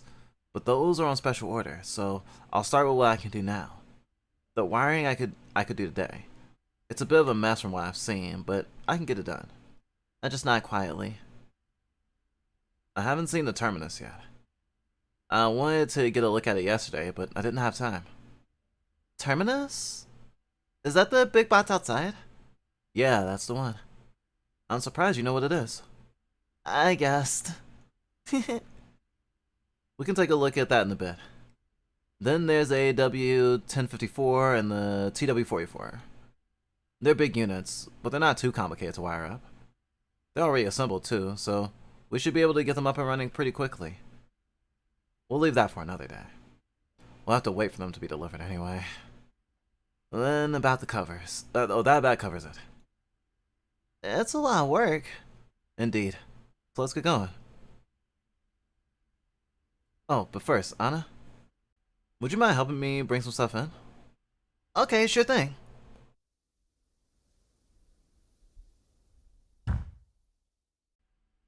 I dropped the last bag of materials onto the floor, almost falling over. I don't think I was cut out for this kind of job. Courier carries the bots and spots me hunched over and sweating. Careful not to throw your back out. Courier smiles teasingly. They set the bots down near the door to the basement. I decided to take a much needed break and lay next to the coffee table. Courier sits down next to me. They eye over some blueprints of the building. Station 45 East. Huh. They look at the wiring coming from the switchboard running along the ceiling and through the walls. Scratching their head, they stand up to study the area. I watch them trace the wires from one side of the room to the other, noticing the wire going to my bedroom. Not sure if you know anything, but I'm a little confused here about something. I sit up and face them. Would you happen to know why they rerouted the wires in this way? They point out the wires going from the switchboard to my bedroom and more wires going from one part of the building to another. Not really. Figures. Courier strokes their chin, looking away as if for an idea. They tuck some of their hair behind their ear and open the door to my bedroom. I hear some rattling around behind the walls as Courier starts to pull on some cords. The first time anyone else has been in my room. Since there was a little bit of a storm last night, their boots are probably really muddy. The thought of having to clean up all that mud that's probably being tracked all around my room. I make my way into my room. Courier already has their hands full of wires. Excuse me? Courier stops to listen. Miss Courier? They look a little caught off guard. It's Miss Courier. Miss Courier, can I ask you to please take your boots off before going into my bedroom? This is your... Courier turns around and notices the bed and dresser. Her mouth opens in surprise. Of course, of course. I've never been to an exchange that someone lives in. You have to forgive me. It's okay. Courier promptly takes off her boots and leaves them by the door. I'm a little embarrassed I had to ask her to do that. I don't want to seem uppity or anything. I'm just a little particular about my room. If my room is messy, I feel like my mind is messy too. Stuff needs to be in the right place. As I watch Courier continue to strip the wires from the walls, little paint chips dance on the floor as the guts are spilled. I just sit in my bed, watching Courier work. I don't think this is something I can help with. This room has always been such a gentle and clean place, and now it feels defiled. I know it's just a room. I guess technically it's not even my room. It's alkaline property. All that's really on my mind right now is I have to clean up all this stuff. Maybe paint over the walls again? I can't imagine sleeping in here with all this exposed wiring. Hey, Courier? Is this necessary? What, the wiring? I've just been thinking, is this really something that needs to be done? Well, I wouldn't be doing my job otherwise, right? I mean, I guess, but... I don't know. Couldn't you say you did it? I could, but that'd be lying. I mean, I don't think anyone would know the difference. I would. I mean, I guess, but... No, you're right. If I were in Courier's position, I'd probably do the same thing. I want to know that I did the job right. I sit down at the table and pour her some tea.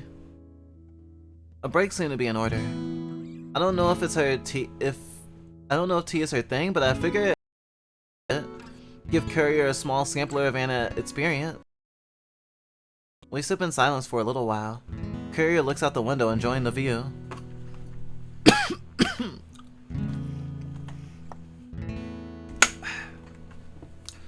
We sip in silence for a little while.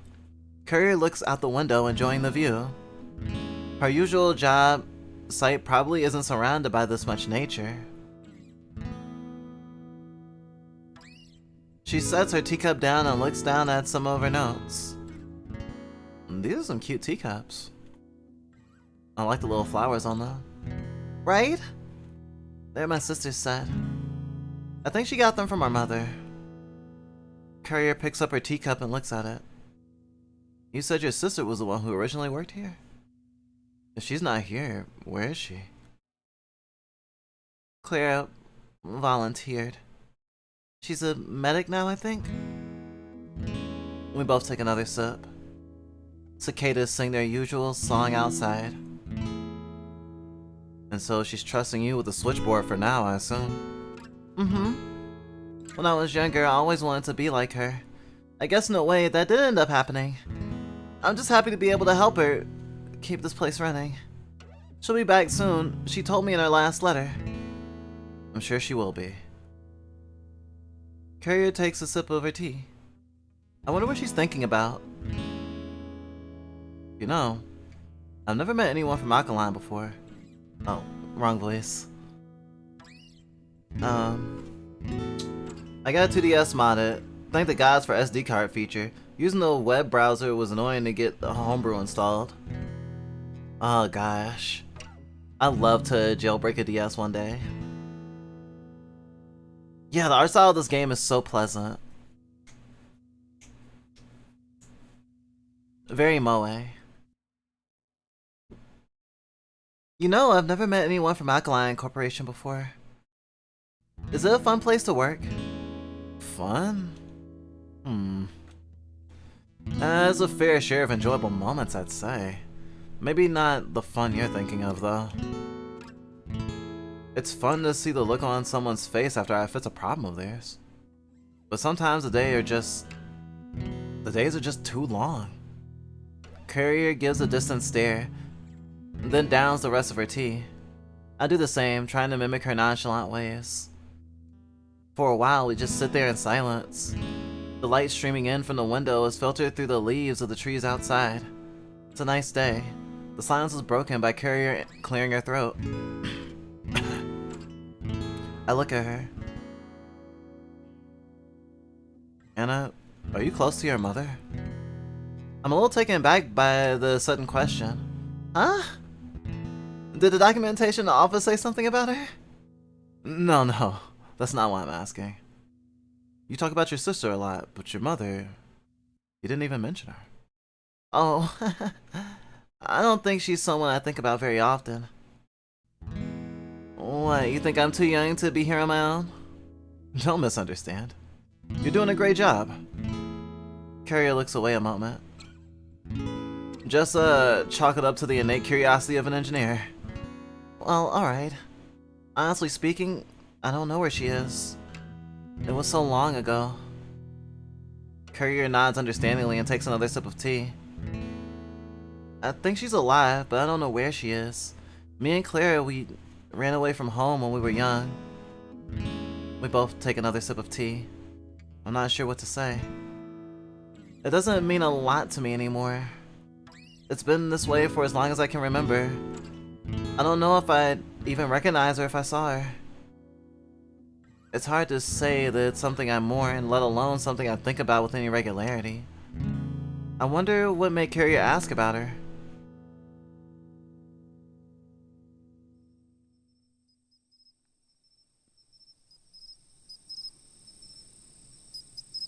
The day's work concludes. Courier replaced all the wiring on the first floor. I helped her with the last few rooms because I couldn't stand just sitting around while everyone else was working away in my home. While someone else was working away in my home. The day's work concludes. Courier replaced all the wiring on the first floor. I helped her with the last few rooms because I couldn't stand just sitting around while someone else was working away in my home. I wasn't much help, but I think she appreciated the company. She's a lot more talkative than I thought she would be. I guess she's just a little slow to warm up. To be fair, I'm not much better. Courier said her goodbyes and then took off for the night. My day isn't over yet, though. I decided it's probably a good time to head to the post office. Hey, Rivers.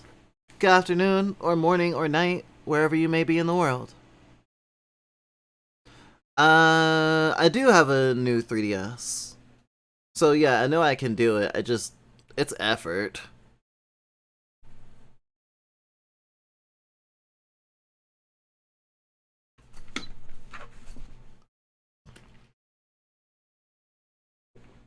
Thanks for a wire reminder. It's very important. Excuse me, especially when voice acting.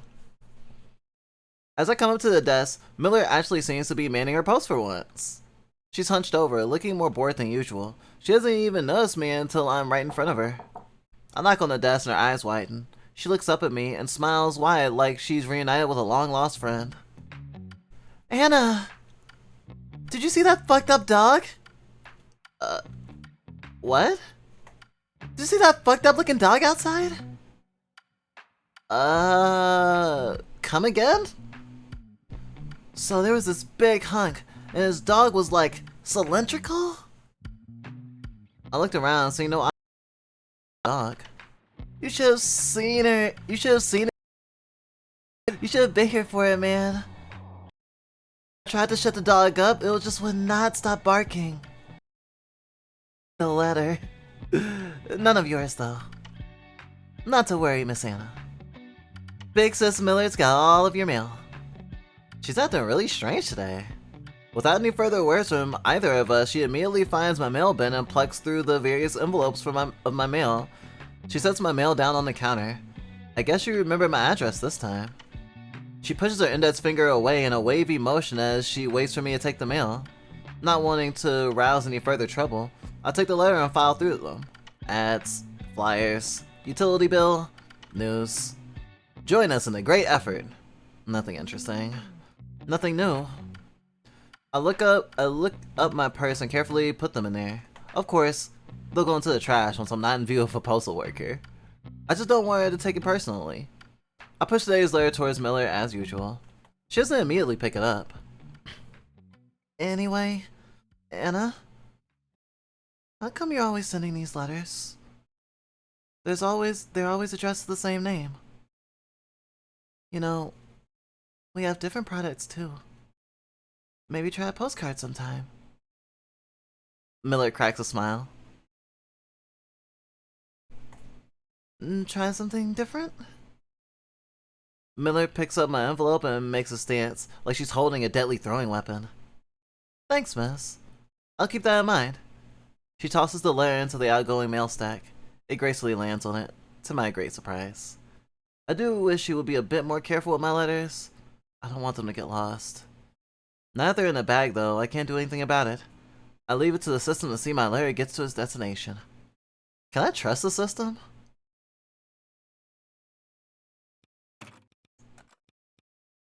I need that screenshot for later. Can I trust the system? I don't know. Claire's not gotten back to me yet. Say, Millard. Yeah? What happens to the letters that don't get delivered? She thinks for a moment. They get returned to the sender. What if it's a letter that's been sent to the right address, but the recipient isn't there to get it? The letter would be left in the mailbox until someone picks it up. What about a military letter? You have to ask the military about that. Oh, right. Huh? What were we talking about? Nothing. I'll see you later. I've had enough of this. I turn around and take my leave.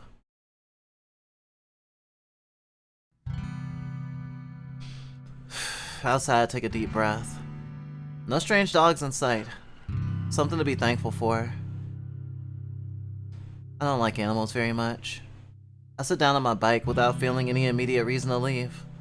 There's nothing waiting for me at home anyway. At times like this, I prefer to let my mind drift away.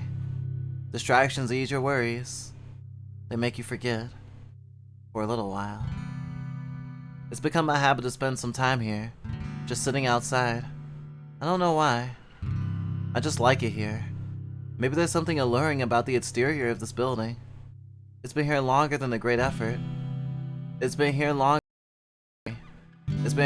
than I have. It's a just like home. I find that comforting. Even if it's not somewhere you live. Being in places that I spent time with and in with Clara makes me feel like she's still here with me. I wonder if she feels the same way. I can't imagine she has too much to hold on to out there. Clara, hold on a bit longer. Someday this will all just feel like a dream. Things will go back to how they used to be. I'm sure of it. My thinking is intercepted by a grumble in my stomach. I guess I haven't gotten anything to eat yet. I was swept up by the action of the day and forgot to take care of myself. I guess at home there is one thing waiting for me. A warm meal. I turn the key and start the engine. I'm going home.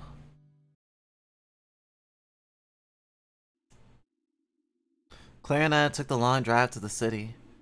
I don't know what it is we came here to get, but I'm sure it's important. It's crowded, a sea of people. The bustle of the city is something I can never quite get used to. She tugs me along as we weave through the aisles of the department store, the clothing section. The racks of clothes seem taller than normal. I can only see the ground and a labyrinth of coats surrounding me. Clara pulls me along as we squeeze through two tall racks. Halfway through, I lose her hand. I make it through, then look around. She's nowhere in sight. Clara? Clara? I stay put, though I just feel frozen in place, afraid that if I move, we lose each other. Hello, girl.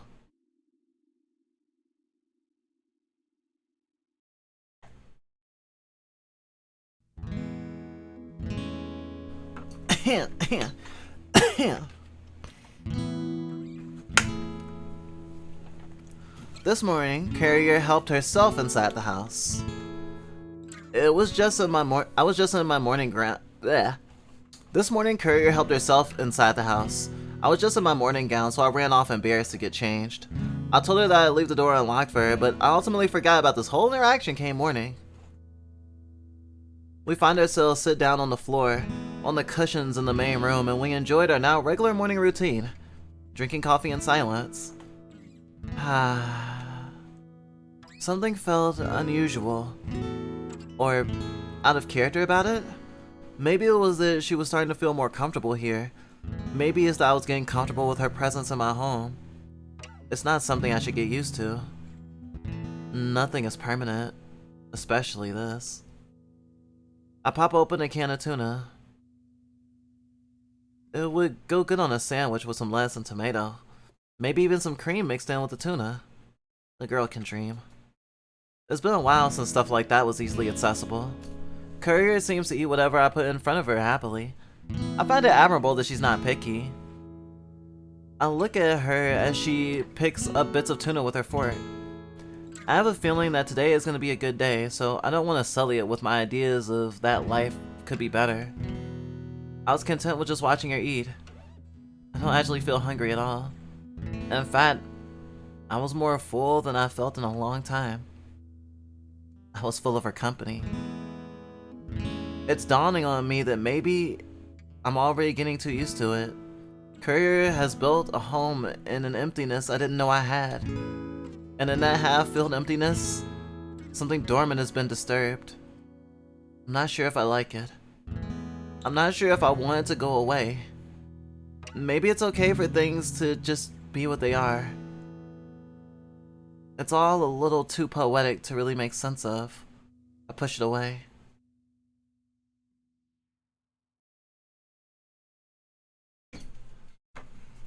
Oh, I'm getting bullied. More hypation. I tried that one game you were talking about, St. Paul's Daycare.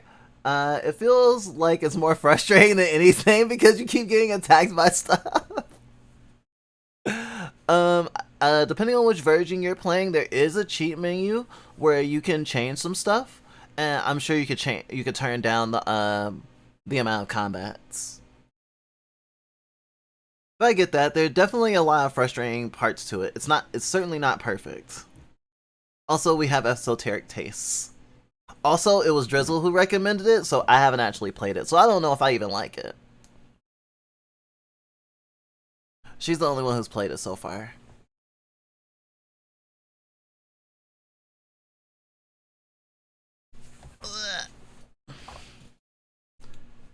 Courier finishes eating, placing the tuna down, washing it down with a big swig of coffee. I found that quite reprehensible, but it's not my taste buds. I guess she's eager to get to work. I have to pick up a package today. I'll be a few hours. The post office isn't so far away. I wonder why it would take so long.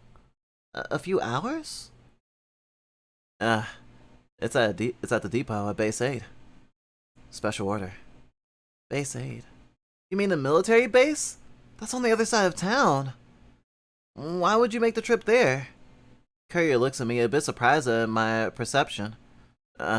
So, two things. First, I need some lifting help.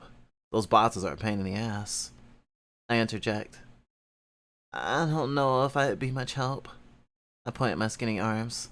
Don't worry. You'll be plenty. I don't mind, but if it's at base, can't the soldiers help you? Have you ever met a soldier?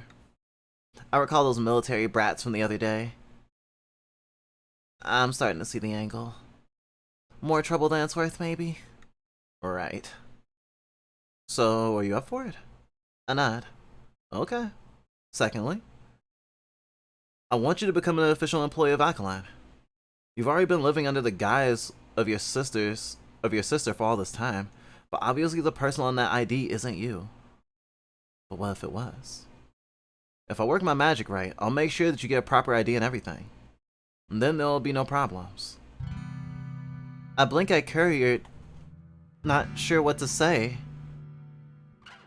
She can do that? She would do that? For me? Why? Why would you go out of your way to help me? I don't know. Why should I replace Clara? My sister will come back one day, and then everything will be okay. Courier nods, closing her eyes, the way she does when she needs to think about something really hard. What if your sister doesn't come back? Something felt painful about how she phrased it. Please don't say things like that. I know she'll come back. I know she will. I just know. Claire will come back. Once this all blows over, she'll come back. Courier takes a sip of her coffee, seemingly a bigger swig than usual, to give herself time to think, perhaps? Okay. But if she doesn't, I want you to have something to fall back on. Courier is really persistent about this. I know she's just trying to be kind. It's just in case. I know it's just in case. I know she'll come back.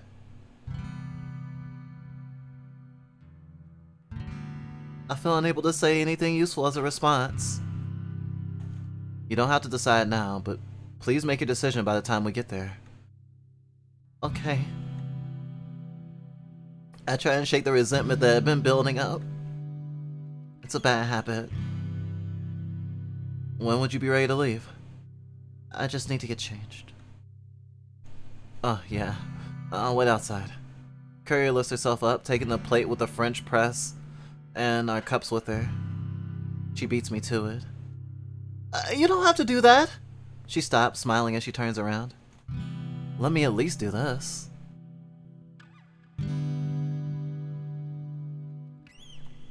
Fine. I let my agency slip away.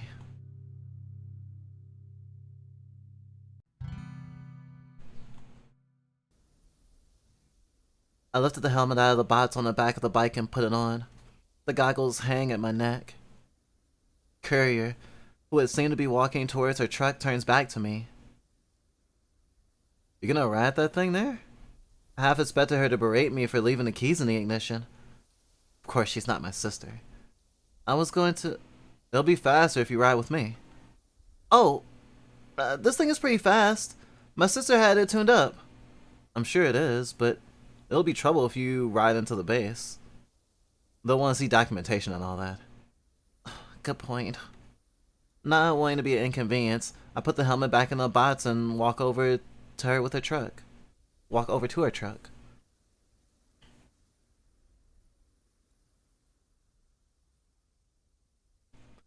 I don't think they're in a relationship yet, Denny, but it feels very hallmarks of it. I mean, they even started off very early in their knowing of each other with Courier being like, I'm going to lie to our company that your sister, who is supposed to be working here, is still working here, so they don't, kick you out of this place that you're living and working, that you find purpose in, and also you would be homeless. Like, Courier's already taking a sort of protective role in Anna's life, so I'm assuming that that this is kind of a crescendo of their relationship so far, with Courier passively acknowledging that they won't be there forever. They already said she'd already said she'd only be there like a week, so she wants to make sure that she never sees her again, that she did her most to make sure that Anna will be okay.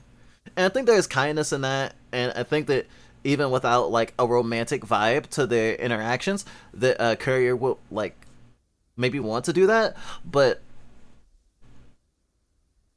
you're more likely to be kind to someone and go out of your way to do for them in a lot of situations when you also sort of have feelings for them, or at the very least are friends with them or close to them. They have a very domestic feeling life right now. It's actually really sweet. Lovers by accident is what I'm hoping for. I tried for the passenger door. It took more resistance than I expected, so I floundered my first try. I guess it's been a while since I've been in a car. I climb in and sit down. The seat is a bit low but comfortable, and I can't completely see over the dashboard. Courier gets in on the other side and looks to me. Safety first, she says, making a motion of a seatbelt being dragged across her chest. I'm not used to being in an automobile. I actually can't remember the last time I was in one. My sister never had one. My family never did either. Before all this, we just walked to get around. This is a place that relies a bit more on these things, though. I buckle up. Courier does the same. The turn of the ignition clicks on the radio. It's playing a news broadcast. Courier turns it off. I found the action agreeable. The sound of the engine fills the cabin. Courier pushes the gas pedal and the engine roars at us.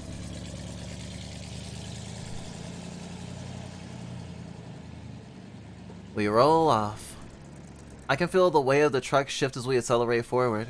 It's familiar but comfortable in a way that I'm not used to. On my bike, I'm used to dealing with potholes and bumps, and the truck just glides over them. It's a lot faster too. It leaves me with a strange feeling.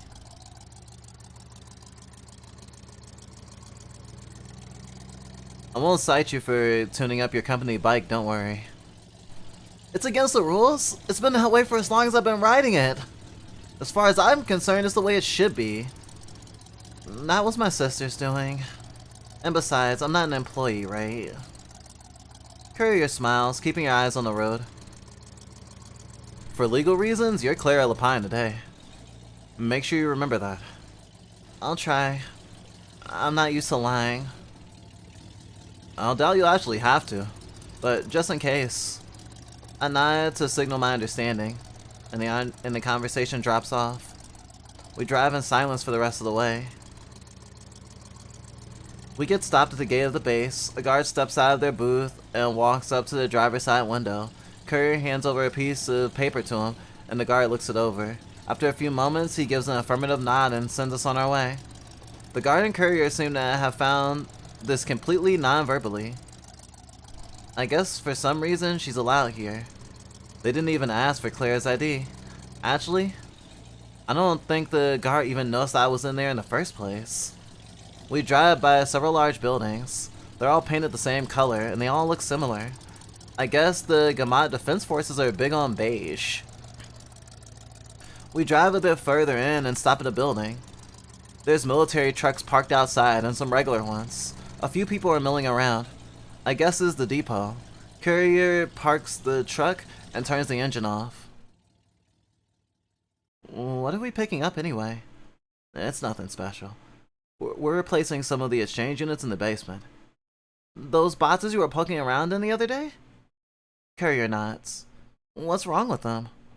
Well, there's some incremental improvements, but I think more than anything else, it's just very old. What do you mean? The model's out of fabrication. Hard to find parts for them, so it's easier to just replace them when they give out. I nod silently. I guess that makes sense. My sister fixed a tear in my dress once. There's a little patch over it now, but I guess it's not the same for a machine. The units are special orders, so the post office won't deliver them. That's why we're here to pick them up. Acolyte must work pretty closely with the military these days, huh? It's a good business relationship. The amount of money the military spends on long-distance lines is unfathomable. I guess the calls I've heard recently confirmed that. That business relationship allows me to pull some strings too, so it's a win-win. Anyway, let's get to work. I nod and follow her out. Almost immediately, I feel eyes on me from the soldiers nearby. I guess they're not used to seeing civilians here. I guess I'm not used to seeing them here either. It feels like this whole area appeared out of nowhere. There was just a train station here before, and now a whole base has sprung up around it? We'll just have to make friends. The soldiers are in standard issue gray uniforms, but not armed. Some of them are smoking cigarettes, and some of them are talking to each other. Some are just staring at me. It's weird. It makes me want to shout something. But I'm being clear today. I stay close to Courier, who seems unfazed by the attention. She walks with purpose inside the building, and I follow. Inside, there's a very large room. It goes so deep that it's hard for me to make sense of. There's a conglomeration of boxes and crates on tall shelves, rows upon rows of them. Some boxes are wrapped in tarp, and some are open, maybe pending an inspection. There's a crew of people driving forklifts around, and a few people on foot with clipboards and the like. They're all wearing the same gray uniform. It's elaborate. I've never seen anything quite like it. In front of the shelves is an area dedicated to reception, a large empty foyer. Concrete. Empty, save for a secretary sitting at a mahogany desk in the middle of the room. She's notably more well dressed than everyone else, wearing a skirt and blouse, with her hair done up in a bun. She's wearing glasses too. The spitting image of a secretary, really. She's clacking away at some sort of machine unfamiliar to me. A typewriter, I think? She's focused on her work. Courier walks up to the desk and she stops typing. The secretary looks up at Courier and then to me, giving me some sort of indiscernible look. I do my signature move. Avoid eye contact. I have a manifest for a shipment. The secretary says nothing. Makes a hand motion like gimme. Courier sends a paper in response and the secretary takes it quickly, pushing up her glasses to review it. Alkaline, huh? Her voice is aged and raspy. Sounds like how cigarettes smell. Notably uncharacteristic considering her young looks. The woman clacks away at the typewriter for a while, and we stand there restlessly. Who's the missus? She says without looking up from the machine. I immediately feel my face blush. I hope we don't get in trouble for this. She's my assistant. First day on the job. I guess you call that a technically correct statement. Bad time to start, don't you think? I'll look out for her.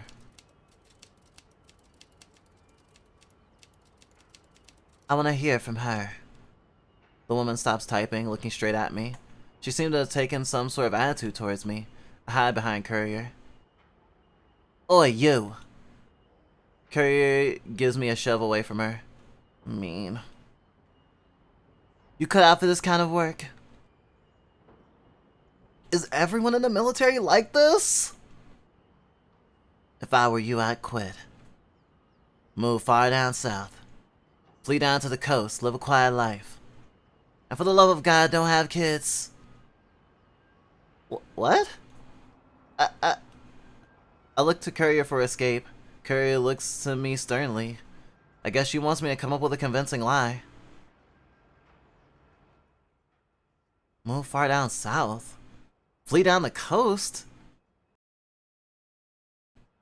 Isn't she here to protect our country?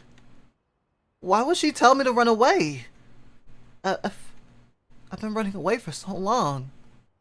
I don't want to run away anymore. I just want to spend more time like this. I don't want to run away. This is my home. I don't have anywhere else to be. I say what I know to be true. I don't know what else to say. The secretary looks at me, and then back to Courier. I can't tell what she's thinking, but she sighs, seeming somewhat defeated.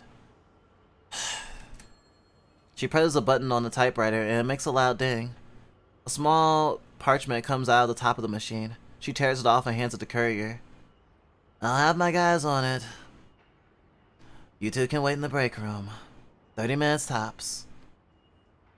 I guess we got let off easy. The office lady wisps her finger towards the two sad-looking folding chairs, not far from where her desk is. I guess that's the break room. Courier says nothing and turns around. She seems to not be headed for the break room. We walk out of the building, following the dirt road on the side of the building. And while I'm not sure of where we're going, I follow her anyway.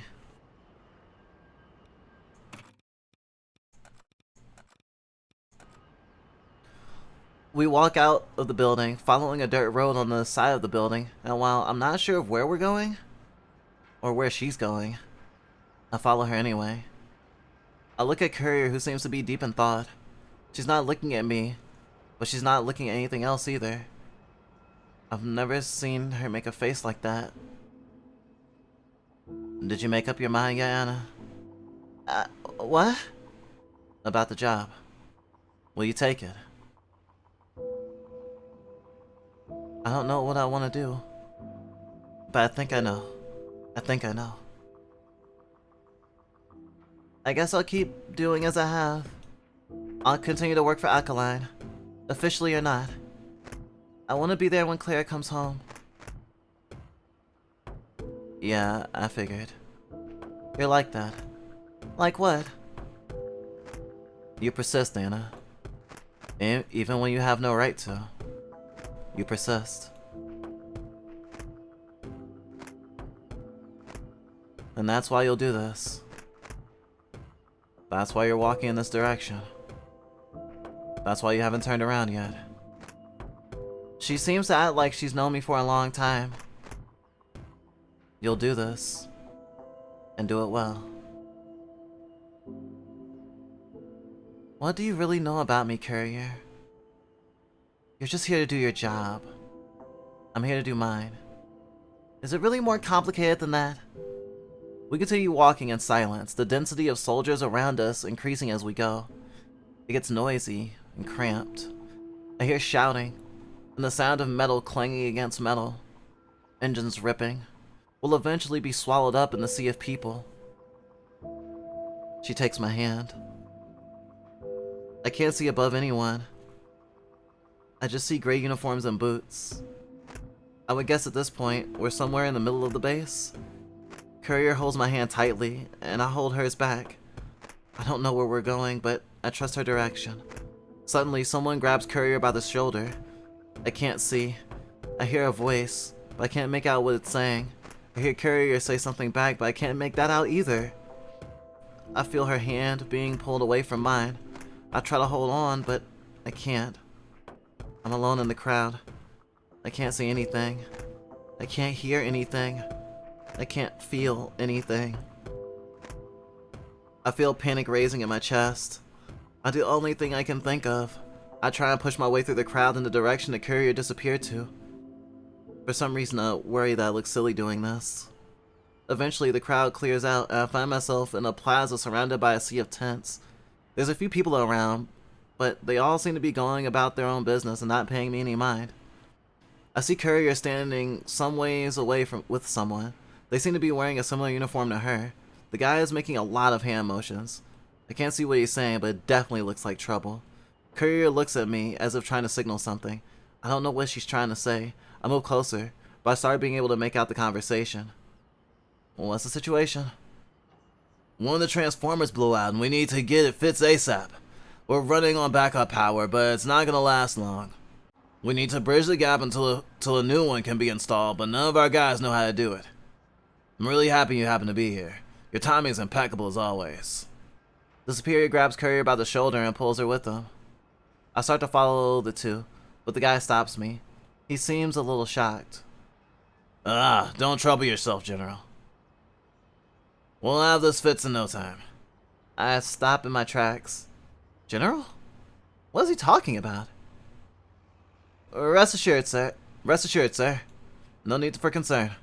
It's quick fix. Courier speaks to me in a robotic tone, as if she's never met me before. I guess she wants me to play along. I'll just be here then. The superior seems confused with my response, but doesn't seem to have time to question it. He turns around and walks off with Courier. I watch him disappear into a building.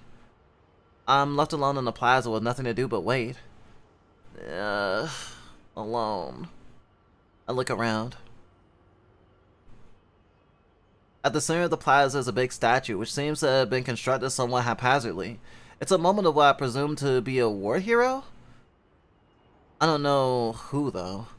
History is never something I was very interested in. I sit down on the base of the statue, twiddling my thumbs. A few minutes pass, and I wobble side to side anxiously. I hope Courier comes back to save me soon. A group of soldiers emerge from down a path, and I hide my body behind the statue. I hear them talking. Then I peek around the statue. They're all wearing standard issue uniform, but they're armed. And they're all wearing helmets. Is this some sort of exercise? I watch them walk past me and I sigh in relief. I guess I'm safe. I really don't want to be seen by anyone else. I should probably try and find a better hiding spot.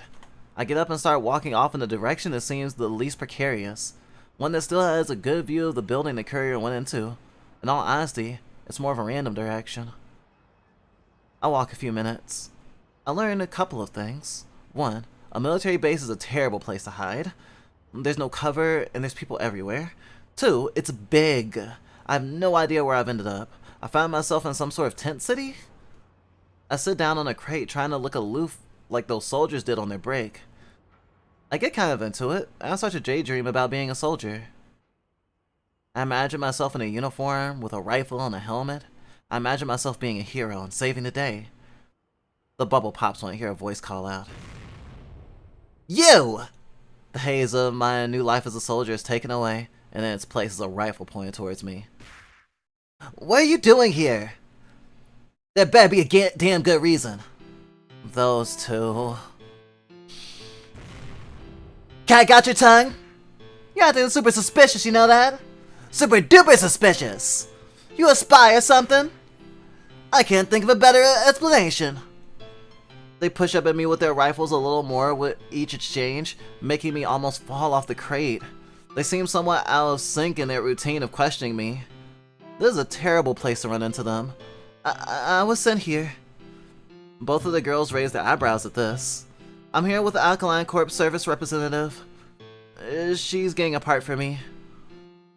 I point towards Alkaline building in the distance. That's not really a lie. Huh. You with the phone company? She seems to take an accusatory tone. I am. Pfft. The one girl stops pointing her gun at me, even going so far as to put it on her shoulder. I guess I'm not a threat. Well, I can see why they didn't choose you. What do they... The other laughs under her breath. I knew that uniform. You're one of the hello girls. Even more naive than I thought. That's, good for you. You keep up the good work. Well, you can run off and keep doing whatever sitting down and pressing buttons does. We'll just be here, you know, keeping the country ours. I noticed something strange about one of them. Can I ask what happened to your helmet? I seem to have caught them off guard with that. That's none of your fucking business! We take turns wearing it. Don't tell her that!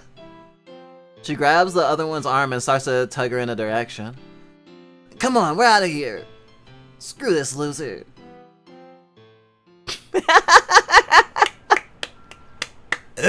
So cute. Furry World War I visual novel. Interesting. It's called Hello Girl, and I was right. The Hello Girl, the title Hello Girl is specifically a reference to her being a switchboard operator. I didn't know going in when we first came across this game that it would have to do so much with the military. But it is cool. Drizzle in particular, but I guess all of us to a certain degree have a degree of military fetishism, and World War I is a really interesting vibe. I think we started loving it, the vibe, around the time we were like 13 or so, because there's this anime called Pumpkin Scissors that's like a fictional supernatural World War I anime, or I think post World War I anime, and it's really fucking cool. And well, a lot of anime style stuff can't get enough of doing World War I or World War II aesthetics. The game, well, sorry, not the game. The anime I most compared this to though was Girls Last Tour. If you like stuff like this, I really say watch and then read Girls Last Tour. Great anime and great manga. Military moe is the shit. I can feel the tension in this game growing. Oh yeah, will Anna be found out? Will she be able to stay a call girl? Will her sister live? If she does live, will she ever be the same? Will her and Courier get together? Or will they never see each other again? Find out today on Dun Dun Dun Dun Call Girl.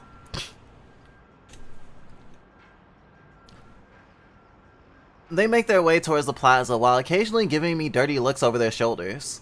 I feel that I've blown my cover a little, so I start walking off in the opposite direction. Suddenly a group of tall men in green uniforms emerge from out one of the buildings in front of me. They're all wearing a lot of medals, and they're speaking loudly to each other. One of the men steps to me quickly. He calls out to me, speaking in a deep voice. So there you are. We've been looking all over for you. If I knew I was looking for a woman, I would have told the grunts to take a closer look at the ground. He cracks a smirk at me. The rest of the group heartily laugh in a very unpleasant manner. I'm not sure if I should run or play along. Come on, we're about to begin. He grabs me by the shoulder, taking me along to the greater group. We pass by the twins, their mouths hanging open in pure shock. But that's not... We disappear into the tent and everyone sits down at a table. I'm not sure what I'm supposed to be doing, so I just follow along and take a seat as well. Everyone opens up their briefcases and pulls out a bunch of papers and folders. On my left is a big burly guy. He lights a cigar and starts to read through a stack of papers. They're all stamped with red ink that says classified. The one on my right rolls out an array of Polaroids. I can't really tell for sure what I'm looking at. It looks like a bunch of flesh? Nothing looks right about it at all. I really am not supposed to be here. A man takes the stand, moving in front. He's wearing a big fancy uniform and has a lot of metal in his mouth. Alright everyone, let's get started. It's good to have you here. I'm Colonel Harris of the 3rd Signals Intelligence Brigade. I apologize that we couldn't have this conversation over the phone, but some things are too important to risk enemy interception. We've got some engagements in the last few days that suggest they've managed to decode our comms. He's talking to me? What is he talking about? Why do they keep calling me General? Who do they think I am? I'm not certain that any comms beyond some frontline combat units have been compromised, and it's quite unlikely our main command channels are at risk, but the rate at which their efforts are progressing is a little concerning. As a result, we've decided all briefings containing information about Target Rabbit Zero will be strictly in person for the time being. We appreciate you taking the time to fly out here. Did he say the enemy is tapping our phones? I feel more confused and uneasy with each passing moment. I do not think I should be here. I begin to worry what will happen if they find out who I really am. What should I say? Of course. Let's proceed. We've intercepted some enemy transmissions that seem to mention increasing scouting focus towards the northern provinces. At present, we have reason to believe the target is, or at least has been, physically present in that region for the last few months. It's unknown whether the enemy's information is accurate, but we've eerily confirmed increased enemy troop movement towards the sector at least as recently as 18 hours ago. It's not believed that they commit such troop volume to a deception campaign, so they must be onto something. The colonel pauses and seems to expect me to say something. Maybe I look as nervous as I feel inside. He narrows his eyes a little. My throat is bone dry. I can't speak or even think. I'm not supposed to be here. They say in the news that spies get executed, but I'm not a spy. This is just a mistake. Surely they'll understand. Suddenly, we're interrupted by a shout from just outside, and I hear someone enter the tent behind me. Colonel! My apologies, but we need the general out here right now. Excuse me? This is a classified briefing. I'm sorry, but this is urgent. I require the general's attention for just a moment. Before anyone can say anything else, Courier escorts me out of the tent, moving with urgency I've never seen from her. She zips towards the crowd, nearly dragging me behind her. We dive into the mass of soldiers, and I again can do nothing but hang on, and trust that she knows where to go. Her grip on my hand is getting much tighter than before. Eventually, I see Courier's truck loaded up with what must be the parts that we came here for. We climb in without speaking, and she steers towards the exit. We arrive at the gate where Courier suddenly hands the guard some sort of receipt. I sit as quietly as possible, trying to will myself out of existence. The guard walks back towards the bed of the truck and briefly looks over our cargo. After a moment, he hands the receipt back to Courier and lets us go with a nod. As we finally make it outside the base's perimeter, I let out a slow, deep exhale. I hadn't realized I was holding my breath. Courier turns on the dirt road that runs out of the base and we drive wordlessly towards town. There's a single breeze today, a light one, and the plains shimmer in the glow of this afternoon sun. Normally I would love this sort of view, but today I can't bring myself to enjoy the scene. Courier has been periodically glancing to the rearview mirror. She seems inordinately tense.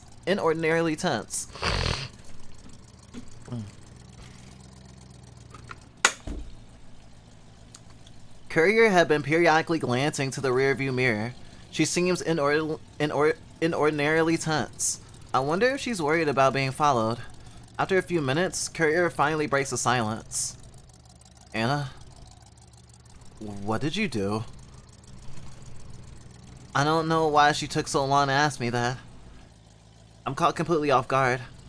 I, I, uh, I try to remember what the meeting was about. The words were barely registered. It's a mess. It all happened so fast. I don't really understand. They said the enemy's tapping our phone lines, I think? And they mentioned something about Rabbit Zero. Apparently it's too important to talk about on the phone. They went on for a while about scouting. Then you showed up. Courier's usual stoic expression has shifted to one of worry. Fuck. Do you know anything about that stuff? No. But I do know that you absolutely were not supposed to hear any of that. We could both lose our jobs over this. Or worse. Her voice has taken on a shaky tone. This is bad. Maybe really bad? Courier looks in the rearview mirror again. We have to lay low for a while. Courier rubs her temples with one hand, keeping the other on the steering wheel. How did you even end up in there? After you left, I was just, I don't know, trying to stay out of the way, I guess. I ran to these military brats, and then those officers showed up out of nowhere. Before I knew what was happening, they took me into that tent. I think they mistook me for someone else. Maybe you look like someone who's in charge there. Your sister isn't some kind of official or anything, right? I shake my head. My sister couldn't be in charge of anything like that. No way. Ugh. I can't make sense of this. Courier looks behind her, at the loaded bed of the truck. I can't believe those soldiers actually helped us load this stuff up. I hope they got everything right. I'm not even sure if I can go back there. They might think I was working with you or something. You are working with me though. Right, but not like that. The girl that crashed our top secret meeting? And I'm beginning to get the picture. You said you see the girls from the military around town? Don't talk to them anymore, okay? If they ask you anything, just say you don't know anything. I really don't think those goofballs will be able to get anything out of me, but I nod anyway. If they ask you about me, say you don't know me. If they ask you about the meeting, say you don't know anything about it. You don't even know what a meeting is. Got it? You're just a dumb kid who doesn't know anything.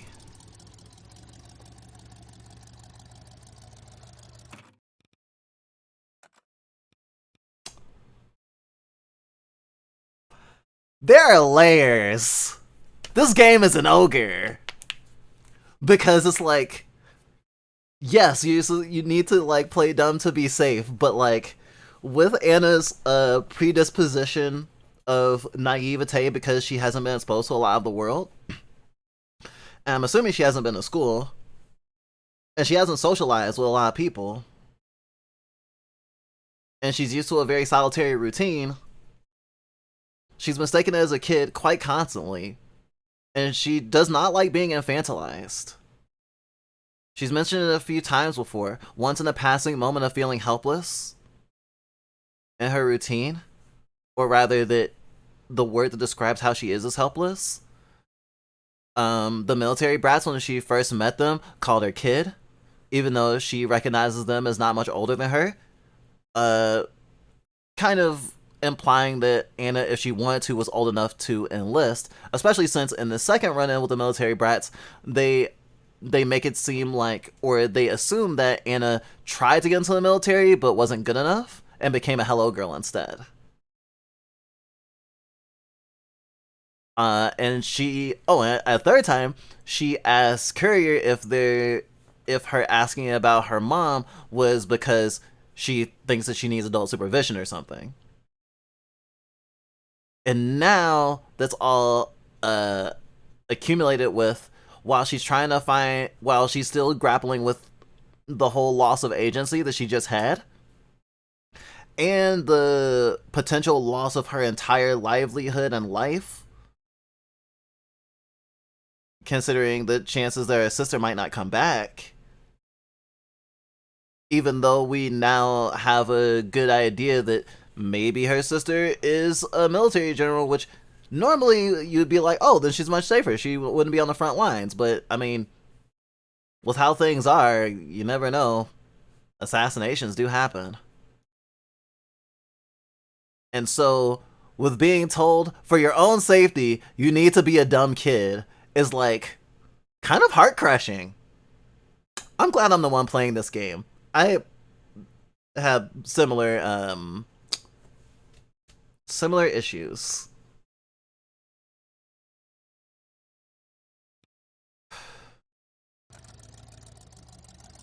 You're just a dumb kid who doesn't know anything. She lets out a deep exhale, and the worry on her face melts a little. I'm sorry, Anna. This is all my fault. I wasn't thinking straight when I brought you along. I should have known that you'd... Courier trails off. I can see her expression shift as if discarding the thought. For a few moments we drive in silence. I didn't have time to look into that ID yet. Now I'm not sure if it's a good idea. That's our ace here. They don't know who you are. As far as they know, you're nameless and faceless. That's good. You don't even work for Aquiline. Yes, we have to keep it that way. Maybe in a few days they'll have just forgotten about this. Courier smiles wryly. If they really think you're a general, and you have run off and never returned, I don't know. Once they realize you weren't who they thought you were, I doubt they'd forget about it. They might even be looking for you. I'm sorry. I didn't mean to scare you. But things will be fine. I'm sure of it. I want to believe that things will work out. Somehow, they always have. Up until now. But I can't shake that feeling that this time is different. The rest of the car ride passes quietly under the setting sun. But now the quiet is even more tired instead of tense. The events of the day have taken their toll on both of us. When we get home, it's nearly dark. I restlessly shuffle around in my bed, trying but failing to get comfortable. Courier insisted on staying the night, worried that something might happen if she didn't.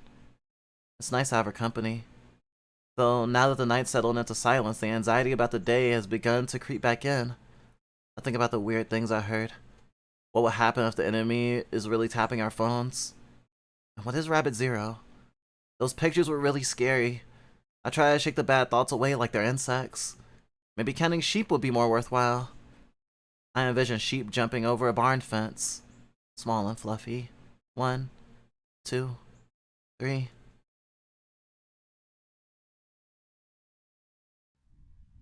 I'm in a cage. Something doesn't feel right about my skin. It stings, like being stung by a million wasps at once. The room is bright. It's hard to keep my eyes open. Tenderness throughout. Tenderness throughout. A deep, gravelly voice. Skin like tree bark. A face like a dog.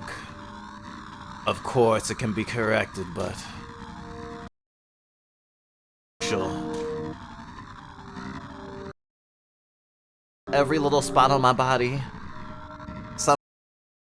It doesn't hurt. It feels natural. Like breathing. I ruminate on the sensations throughout my body. Then I notice... my blood feels wrong. It's tingling.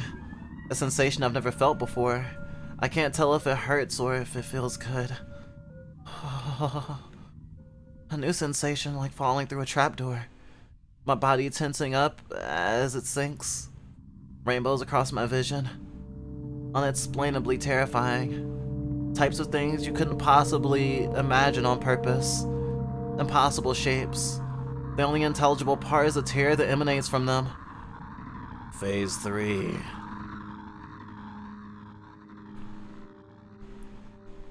Hello, girl. Pfft. You're just a hello, girl.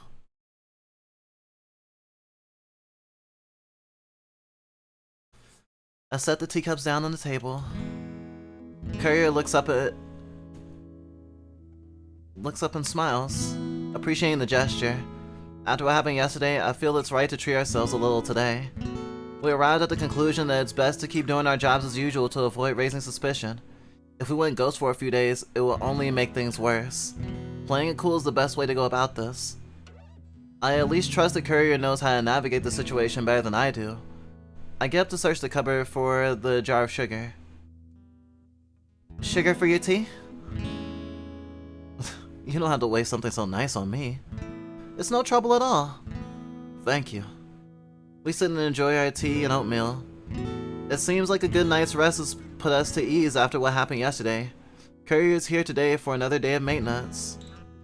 With that part we picked up yesterday, she should be able to make a lot more progress. I try to think about how I'm gonna occupy my time. It's been a while since I haven't been worried about work. I don't think I should try to get in Courier's way if she doesn't need me today. Maybe this will be a good time to get back to those books Claire left me.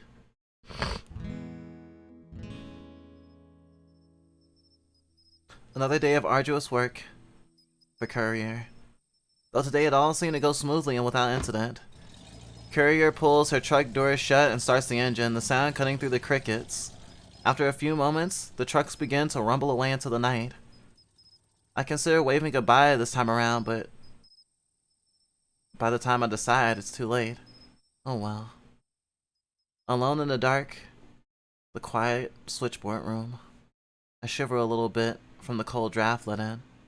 Strange. I thought I closed the door. Footsteps from behind me.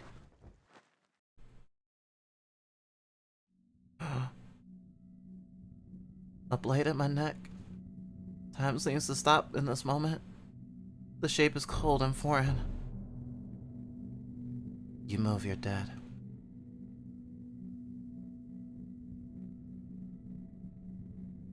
Completely frozen in place, my arms stay firmly to my sides with my hands outward. I catch a whiff of sweat and blood, but I know it's not mine. I try to say something, anything, but nothing comes out. My hands begin to shake as my mind races to a million different conclusions. Got it. A voice I don't recognize. High and withdrawn. Yes. I finally manage a word. The pale hands in front of me tighten their grip, sending chills down my spine. What did they tell you yesterday? What? In the tent. The barracks. What did the generals tell you? My breathing becomes shakier as my confusion grows. I don't... They just... Suddenly words lose all their meaning. Absent, wordless things. Stop fucking around! The left arm of the bladed girl retches on my shoulder, pulling it back, forcing me to find my balance. The flat of the blade dances along my skin through the struggle, sending shockwaves throughout my nerves. My eyes dart back and forth in a panic, looking for any semblance of meaning behind all this. I don't know! I don't know! You better give me something right now. What does she want from me? I've never done anything to hurt anyone else. My face begins to flood with warmth and pressure, tears making their way to the surface. I don't deserve to die here. Please? Through my stammering and sobbing, my voice just barely makes it through. There's a pause from the bladed girl. Rank and position. What? I feel almost as if I have just narrowly avoided drowning.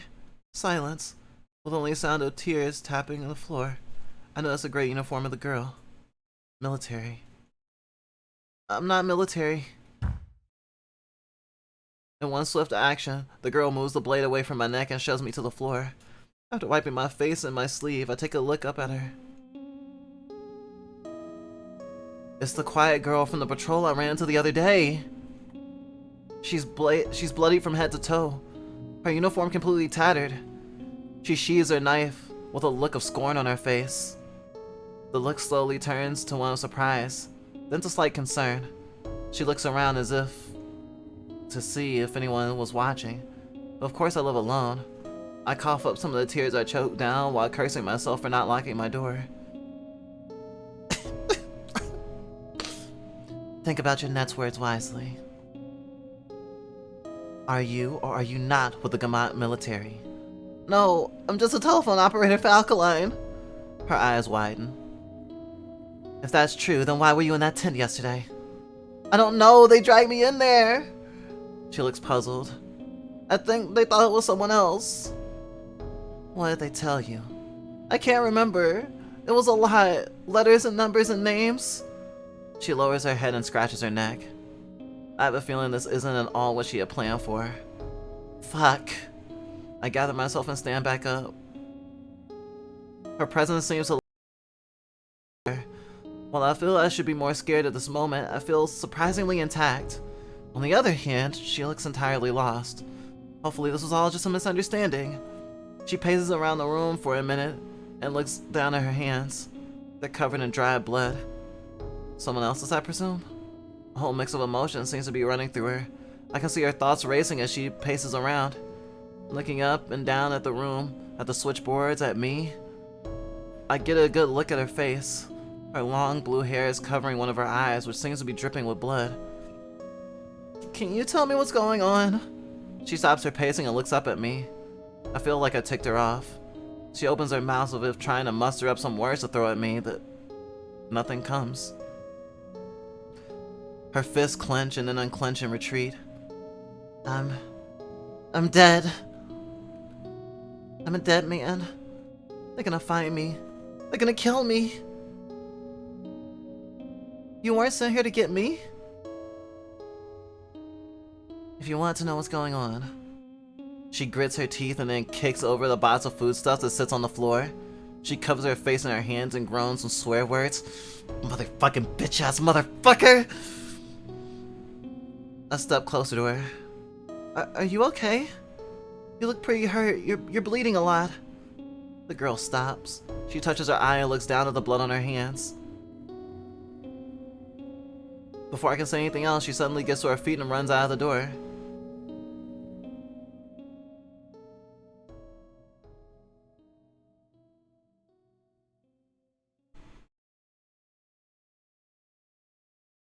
It wasn't easy to sleep after what happened. I get a chill thinking about the look I saw in that girl's eyes. I can only imagine what she went through for her to do what she did to me. I feel I should be angry at her, but the feeling just doesn't come. If anything, I feel more helpless. Again. I wonder what Claire would have done. Either way, she's gone now. She only left droplets of blood left on the door, on the floor. If they weren't there, I would have doubted that the whole thing happened in the first place. The girl, she seems haunted by something. I'm just hoping that that's the last I see of her. I close my eyes, thinking about what I should even do next. Will the police help? I never had to call the police before. Once the line's open, I'll try to see if they'll help. I roll over, lethargic. I yawn and a stretch.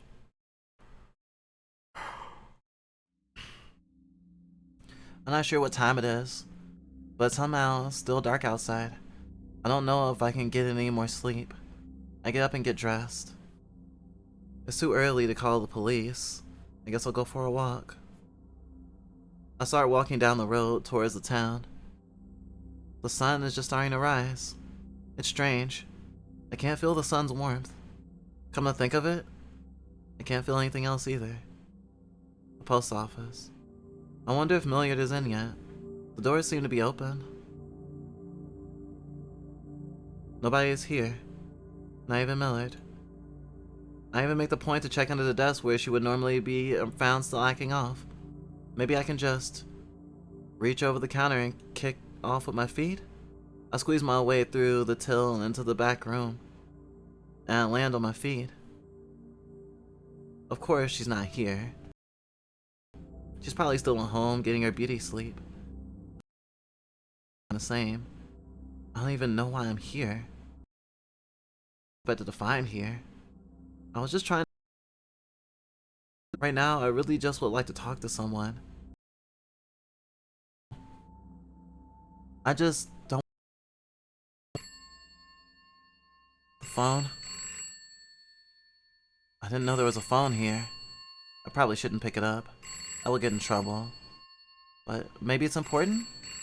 Maybe Millard is calling in sick. I don't know. The phone call might be for me. I'll pick up the receiver.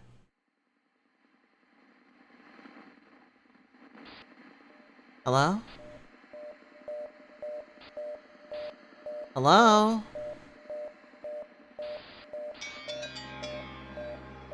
If you're not gonna say something, I'll just hang up.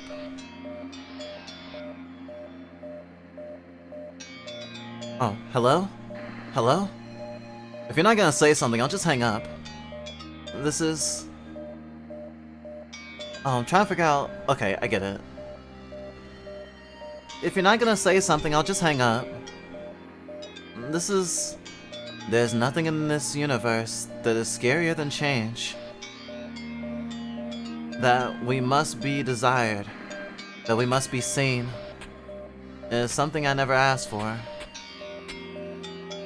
If I could have instead been all alone all this time, I would have been born into a world where I was the only one. Then there wouldn't have been any problems. Then there wouldn't have been any pain. If I had never looked on the TV, I would have never had desire to be great. But that's impossible. You can't go your life without meeting anyone. The fact that we're convinced in the first place, the fact that we were conceived in the first place was a feat of two people's connection. Their dirty, disgusting love. By being in the proximity of others, they hold the power to use you. All your mother wanted was your happiness. All your father wanted was your success. All your friends wanted was your company. All your teachers wanted was your obedience. All your boss wanted was your labor. All your lover wanted was your affection. It's noble, isn't it? You're just a puppet to them. A doll that can be squeezed for their happiness. Most don't even realize that they're exercising it on you. You didn't even realize it either. Are you okay with that? Everything moves by itself. Nobody is in control of anything. This is the true nature of this world. That's why everything must be destroyed.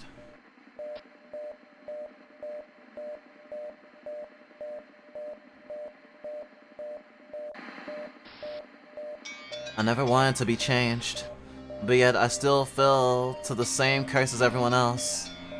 The one where you want to be loved, to want to be desired, to allow yourself to change. I never took any wrong steps, but everything still ended up all wrong. Clearly, this was the only path I could have taken. I never wanted to hurt anyone, but I still ended up hurting so many people. How do you account for this? Is wanting to be loved something that is not permitted for me? Is it a curse to want to be desired by people? Is it a curse that I have to play this wicked role? All for just a fleeting chance of being seen? Do the rules dictate that I must be a monster?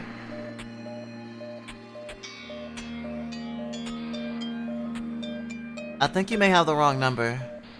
I don't know who you are, but I don't think I'm the person you're looking for.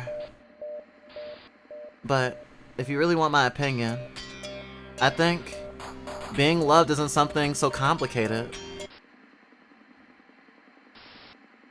You don't understand me at all.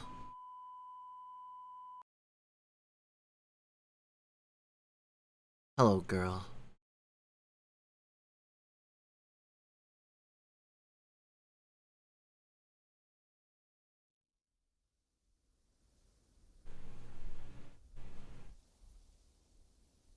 I hope Bloody Girl's okay.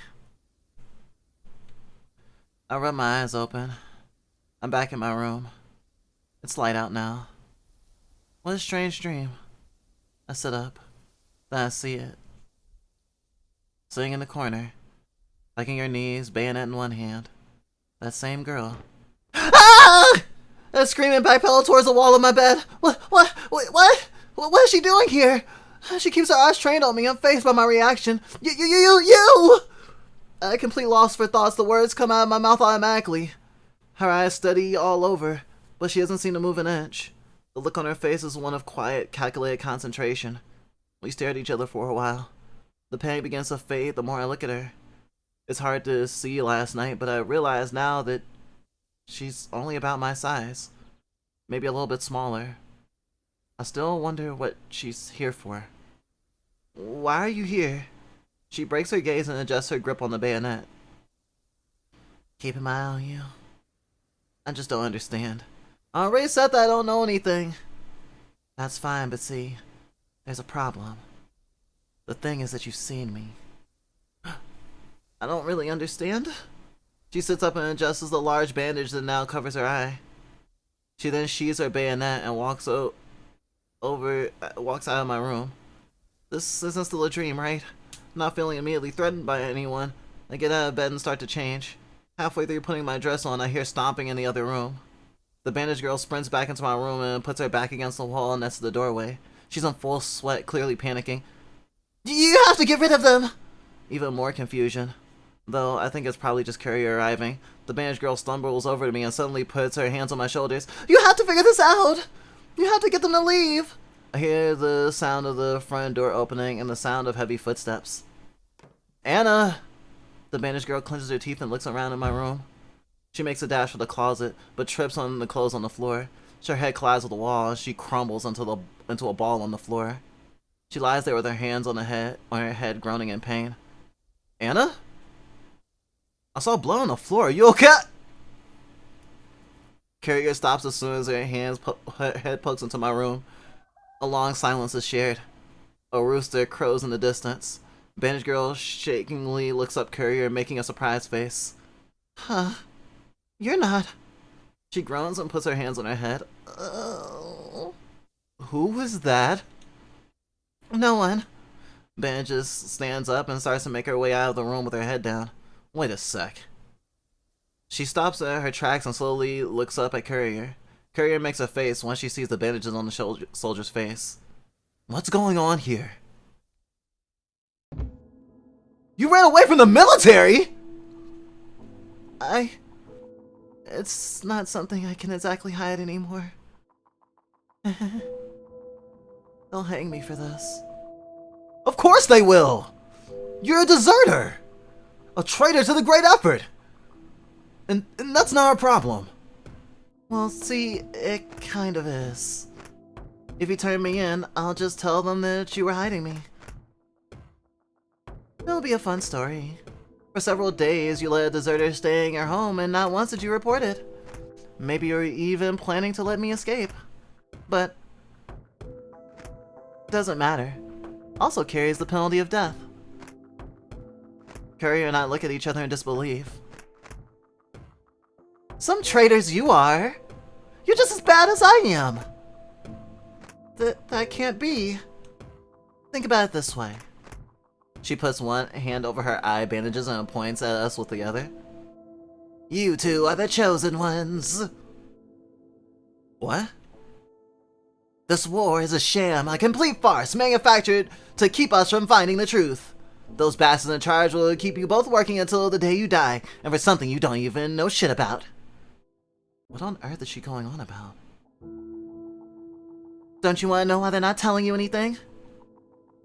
I think we've heard well enough while we're at war. It's all that anyone ever talks about. We're supporting the Eastern Alliance to stop the Northern provinces from invading. Yeah, but ever thought about why the MP would try to attack for no reason? Like I told you, it's a fucking fake! You need to wake up! You need to go.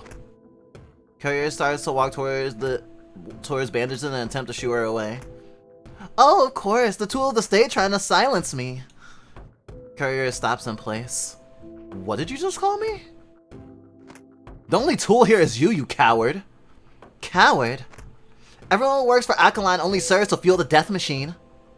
You're both too shallow to understand that. I'm not making it up. Ever since I left, ever since I woke up, I'm not making it up. Ever since I left, I haven't had any of those nightmares. Nightmares? Wait, what do you mean by nightmares? The nightmares, you know. The ones that only happen if you're chosen. She couldn't mean. You need serious help.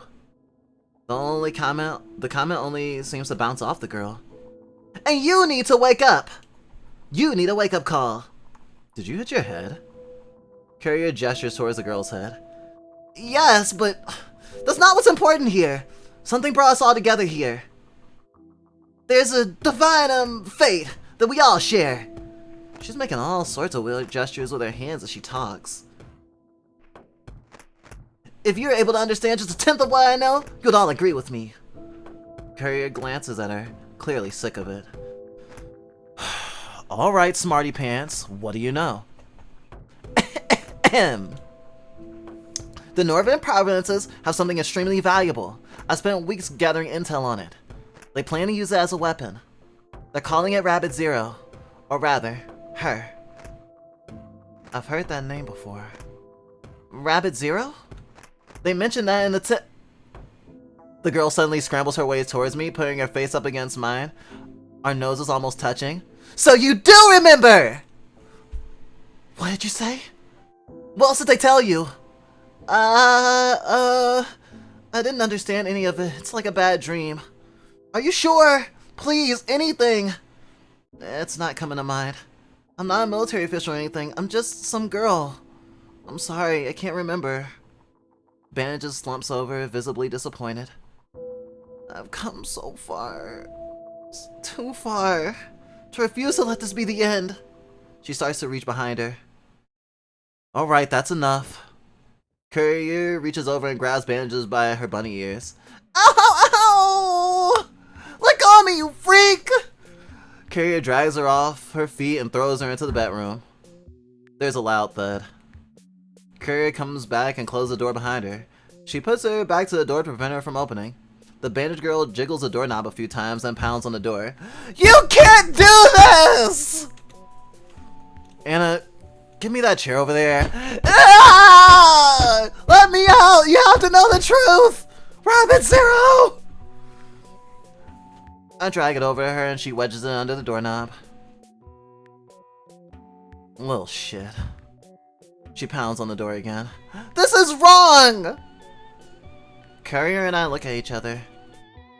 She has a look of total exhaustion, even though the day has only just started. You're gonna need a stronger person to hold back my power! Nobody can contain Yuzaha's moonbeam!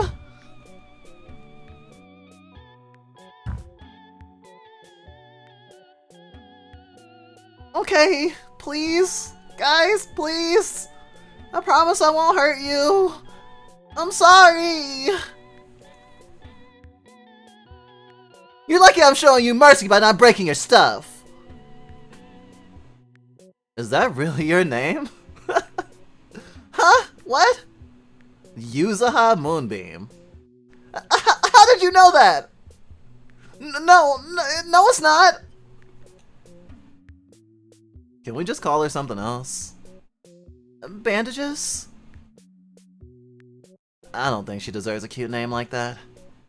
You know. A faint murmurs come from the bedroom. You can just call me Yuno. How about we call you wherever we want, you little brat? Hello, girl.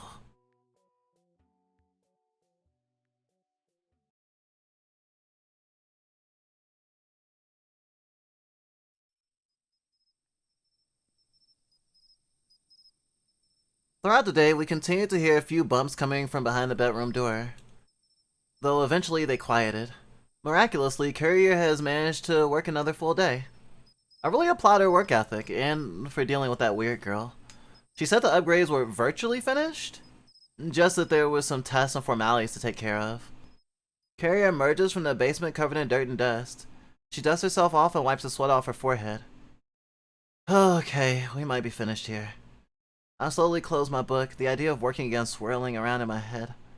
I'm wondering what the job looks like now with the new upgrades. Courier walks over to the switchboard desk where the new machine now sits. She's told me before that it's a teletypewriter, a machine that transmits written messages. She sits in a seat and starts fiddling with some of its buttons, shuffling from behind the bedroom door. I'd almost forgotten that Yuno was left in there. Yuno, are you okay? Can I tell you a story? Courier stops what she's doing and turns towards the door. I was only in Gamma Infantry for about half a year, About a month ago, there was an all-hands-on-deck situation on the border of the northern provinces. We knew this meant combat of some sort, so none of us would have expected what happened. There was a buildup of MP troops along our border. With how cautious their behavior had been in the months before, no one was expecting combat on our land so soon. A lot of the infantry was split into smaller groups to hold specific points along the barrier. These units all had set up their own camps, and my unit was the most remote one of them all. The nearest other unit was 30 miles away. Because I was the newest recruit, I was in charge of patrolling the perimeter and the camp overnight. Talk about punching down, huh? And despite trying to do my best at the assignment, it wasn't enough. Whilst my unit slept, an enemy covert unit from the MP had infiltrated their tents during the night and held the unit at gunpoint. They tried them out on the field and stripped them of their gear. And then they began to execute them. One by one. Slowly. I watched from a distance. I couldn't make a sound. Now normally, nations follow international conventions that state that medics are not to be targeted during combat. But the MP doesn't at all. The medics were executed as well. I was the only survivor out of the unit. After this happened, nothing felt real anymore. I couldn't sleep for what felt like days. And when I could, I found that the nightmares I was already having worsened. I could not stop thinking about those poor medic girls and their families. I think it was understood that I was no good on the front lines anymore, and so I was reassigned to patrolling smaller towns. But on occasion, I had duties at the base.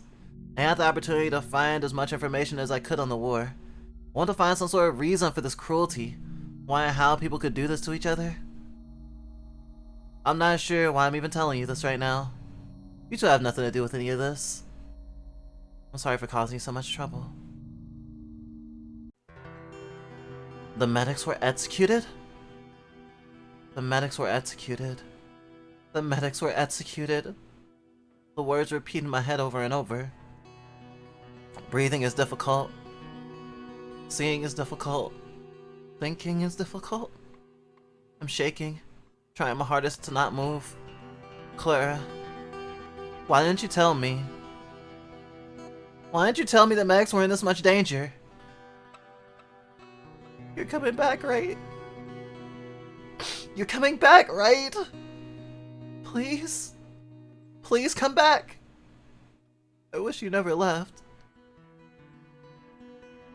The medics were executed. She didn't mean you, right? There are hundreds, thousands of medics out there. The tears happen automatically. Uncontrollable. Countless. Why? I knew that this was possible. I knew that she might not come back. But why did I assume you would? The medics were executed. It hurts. Clara! Anna? Courier looks at me with concern. I felt too ashamed to even look her in the face, so I turned my back to her. There's no reason why she should be seeing me like this. Anna, are you okay? No, I'm not. I... The words are stuck in my throat. Anna! I'm sure it wasn't Clara. There's more shuffling from behind the bedroom door. I shouldn't have said anything. Anna, there are hundreds if not thousands of people just like Clara who are all gonna come home safely. The words hardly mean anything to me. Did you not know? Is this how she wanted to tell me? I spent 100 conspiracies in my head. All of them telling me that Clara is gone. Help.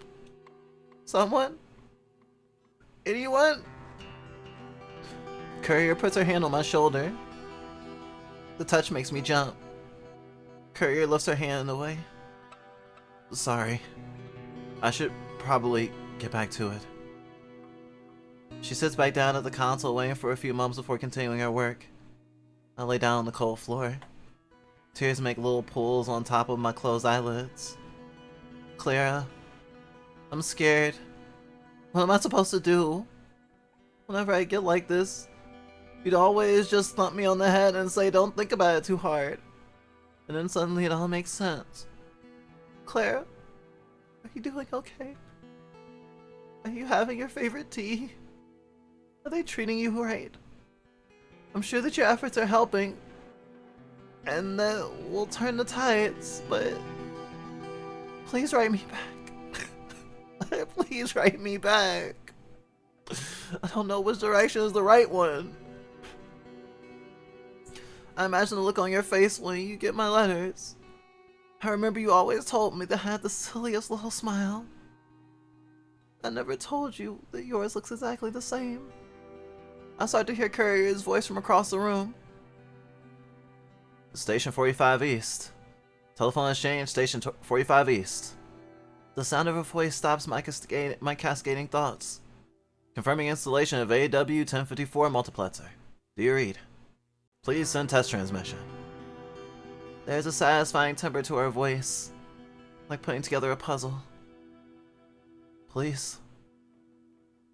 Courier takes a deep breath, takes the headset off, and then stands up and paces around the room slowly. She looks out the window, removing her cap and running her head through her hair. She gives me an occasional glance through her paces. She doesn't have to worry about me. I'll be fine. She sits back down at the console. Transmission received. Transmission received. Station 45 East. Please send test telegraph. The machine whirls loudly, metallic pings cutting through the silence of the room. A thin slip of paper with words stamped onto it comes from the teletypewriter. Courier doesn't seem to react. She stares at the paper. Normally, it'd be amusing to see something new like this, but I can only think about how Claire would have thought about it. Would have. My stomach drops after thinking about that word. Would. I wonder how many would-haves you had in mind. What would we have done the past week if you were here? It could have been a fun vacation for the two of us. Station 45. Telegraph received. Stand by. I hear her unplug from the monitor. She hastily dials another number, then plugs back in. She starts to bite her fingernails. Maybe she's rushing through this to get home sooner. I'd probably do the same. It's me, Courier. Yes. Yes, certainly. Tonight? A conversation with HQ. That hotel is... But She sighs. I'm unsure if it's out of frustration or something else. Understood. Thank you. Goodbye. She stops, looking up at the crack in the ceiling. There's a look in her eyes I've never seen before. Actually, one last thing. Starting immediately, I'm resigning from my position at Alkaline. It was a pleasure working with you all. Goodbye. She takes her headset off, almost throwing it, then leans over the desk, her face buried in her hands. I immediately get to my feet, trying to steady my shaky legs.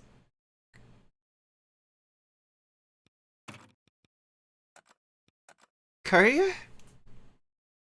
Before I say anything else, she rushes away from the switchboard.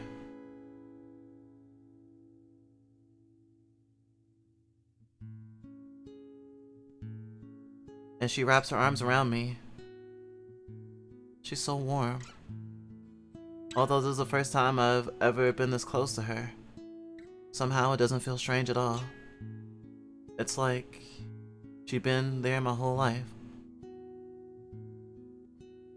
I put my arms around her back, still shaky. It feels like the right thing to do. I smell the dust and chemicals that stain her overalls, the marks of a hard worker. I bury my head in her chest a bit more. The sound of her heartbeat. Something about that steady rhythm calms me. A constant in a world of inconsistencies. Did she really quit? For me? The thought makes breathing difficult. Over these days, I found myself secretly wishing she wouldn't have to leave. And now, she doesn't have to. The worries that plague me are being washed away with every beat of her heart. A sound that I could listen to forever. Anna, I hope this is okay. I find it funny she'd even worry. I feel there's some sort of telepathic contract already signed between the both of us the moment we hugged. So of course, it's okay. She holds me a little bit tighter.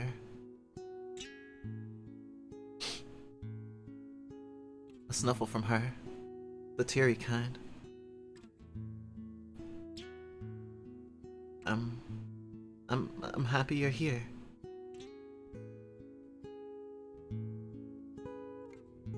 I'm happy you're here too. You know, I'm sure Clara's fine. I'm sure you're scared. But if it helps, I can stick around for a little while. But really, it's fine. I almost asked another question, but I let it go before it spoils the moment. Main things don't have to make sense all the time. Maybe it's okay for them not to make sense right now.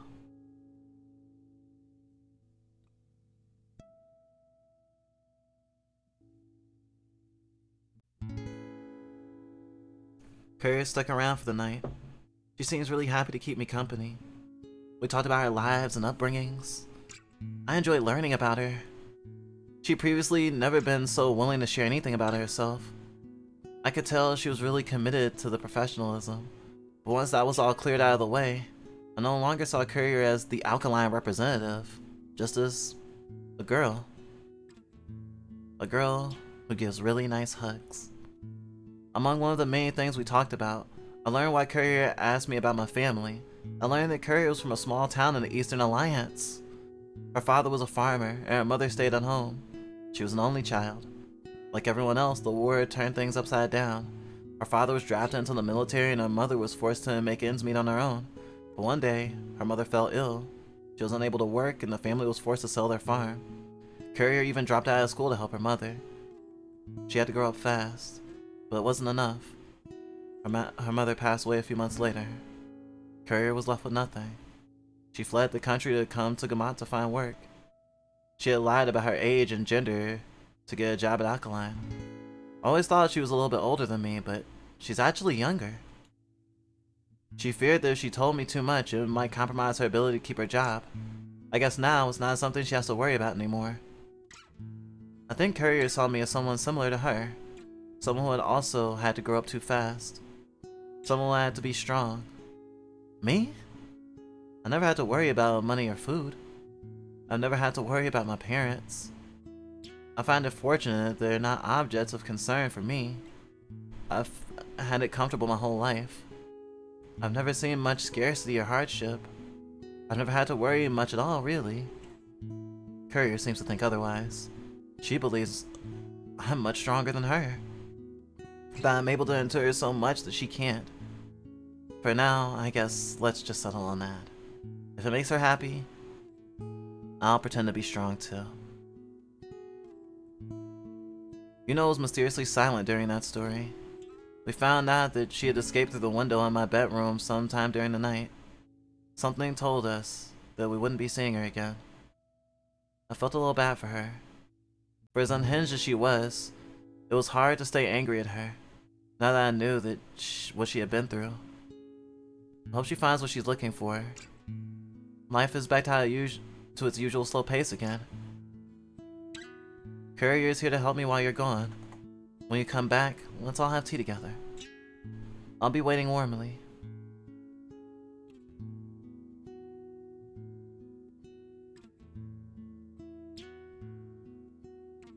Hello, girl. Hello, girl.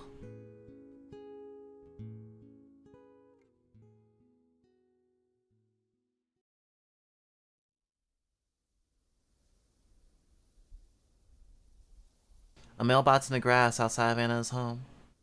A piece of paper is tagged along by the wind. Almost, but not quite making it out of the mailbox. The wind's let up a little. The paper returns to the bottom of the mailbox, left to face the sun and the elements. Small girl and tall girl. Consider this a notice, or rather a warning. Rabbit Zero will end the world. No one knows her better than I do. Rabbit Zero is going to kill us all. And we won't ever know while we're dying, when we're vaporized, when we're melting into the concrete, why they're screaming for anything but our painful ends. Who really keeps us safe? Who really understands us? Is it our lovers? Our parents? Our friends? Our siblings? No. According to many, it's a smooth chrome barrel of a rifle. With the blood being shed every day on the battlefields for our very country, we can't help but sit and sob into our hands every night, wishing for any type of meaning. It's great to be patriotic. I live for my country, and unfortunately, many seem to think that also implies that I will die for it too. This patriotism is nothing but a manufactured ideal, one made to drive the profits of every bigwig who understands that forming steel into weapons is the greatest way to guarantee their spot in heaven. This exerting of power, born at the dawn of our industrial age, eventually formed into a repugnant project to craft the next leader of the world. The perfect little girl, a universally understood symbol of good. And for the things they did to her, I will see to it that their heads are mounted above my fireplace. There are lots of scribbled words out here. Surely you understood what that Rabbit Zero has told you in your dreams. I saw the looks on your faces when I told you about them. I know you know. She tried to exclaim from the top of her lungs to all living beings the torment she endured and continues to endure. Now notice I said continues. Rabbit Zero is being held by the MP in a pool of water underground. And little do they know, this is only a stopgap. The fucking idiots over there think that there's something to be gained from her flesh and bone. Some kind of magical properties. I think you understood why they want to be magical. Just a sprinkle of her power. For what? Control? Is that all they really want? Is that all that anyone ever wants? She's living every single day with oil in her lungs and every crevice of her body. Can you feel her? Can't you understand her? To live every single day as an abomination, when all you wanted was to finally be accepted. I can't tell you what I plan to do, but just know that this will certainly be the last time you ever hear from me. Inahaza Moonbeam.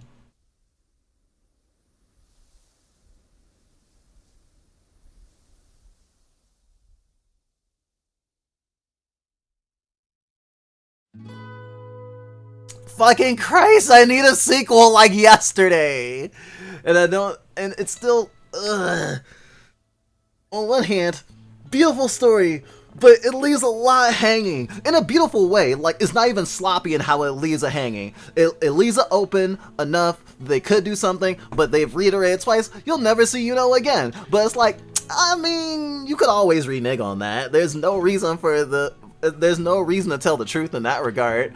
It's just I see it as just a way to be like, hey, there might not be any more to the story. But honestly, I want to see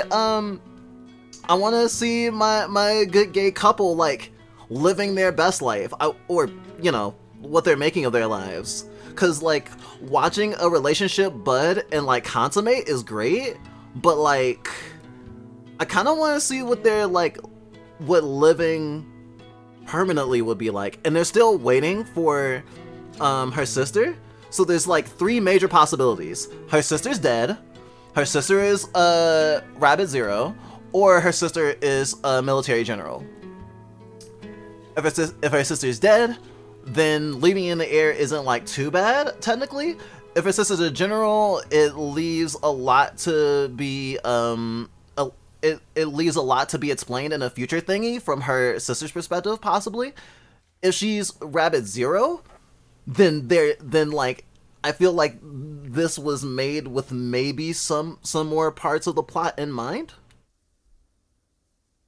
Like, it's slice of lifey, but like it has this implication of something much darker, kind of like Ghostopia. And I noticed that they were very creative with the assets and stuff. Like I would have really loved to see Anna and Courier in bed together. Although it said when they were hugging, that's the first they'd ever been so close. But I immediately imagined where Courier was like, "Oh yeah, I'm staying the night for your safety." That they were in the same bed together, sleeping. I'm. If I do a video about this game, it's gonna be a thumbnail of them in bed sleeping. That's that's my goal to commission that and then use it as a thumbnail.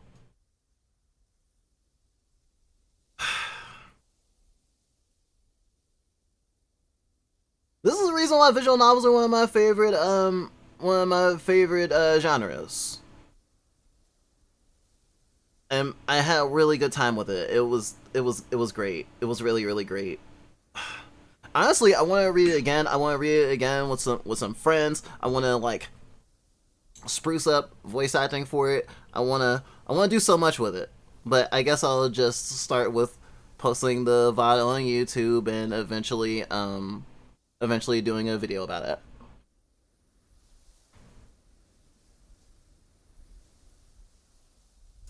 And commissioning fan art, obviously.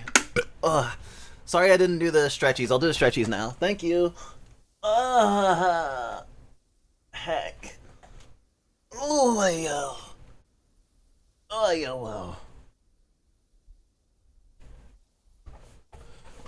Uh, uh. Have fun. Or wait, I have fun. I don't know if you're still here, Rivers, but thanks for stopping by. Wow. Ooh, excuse me.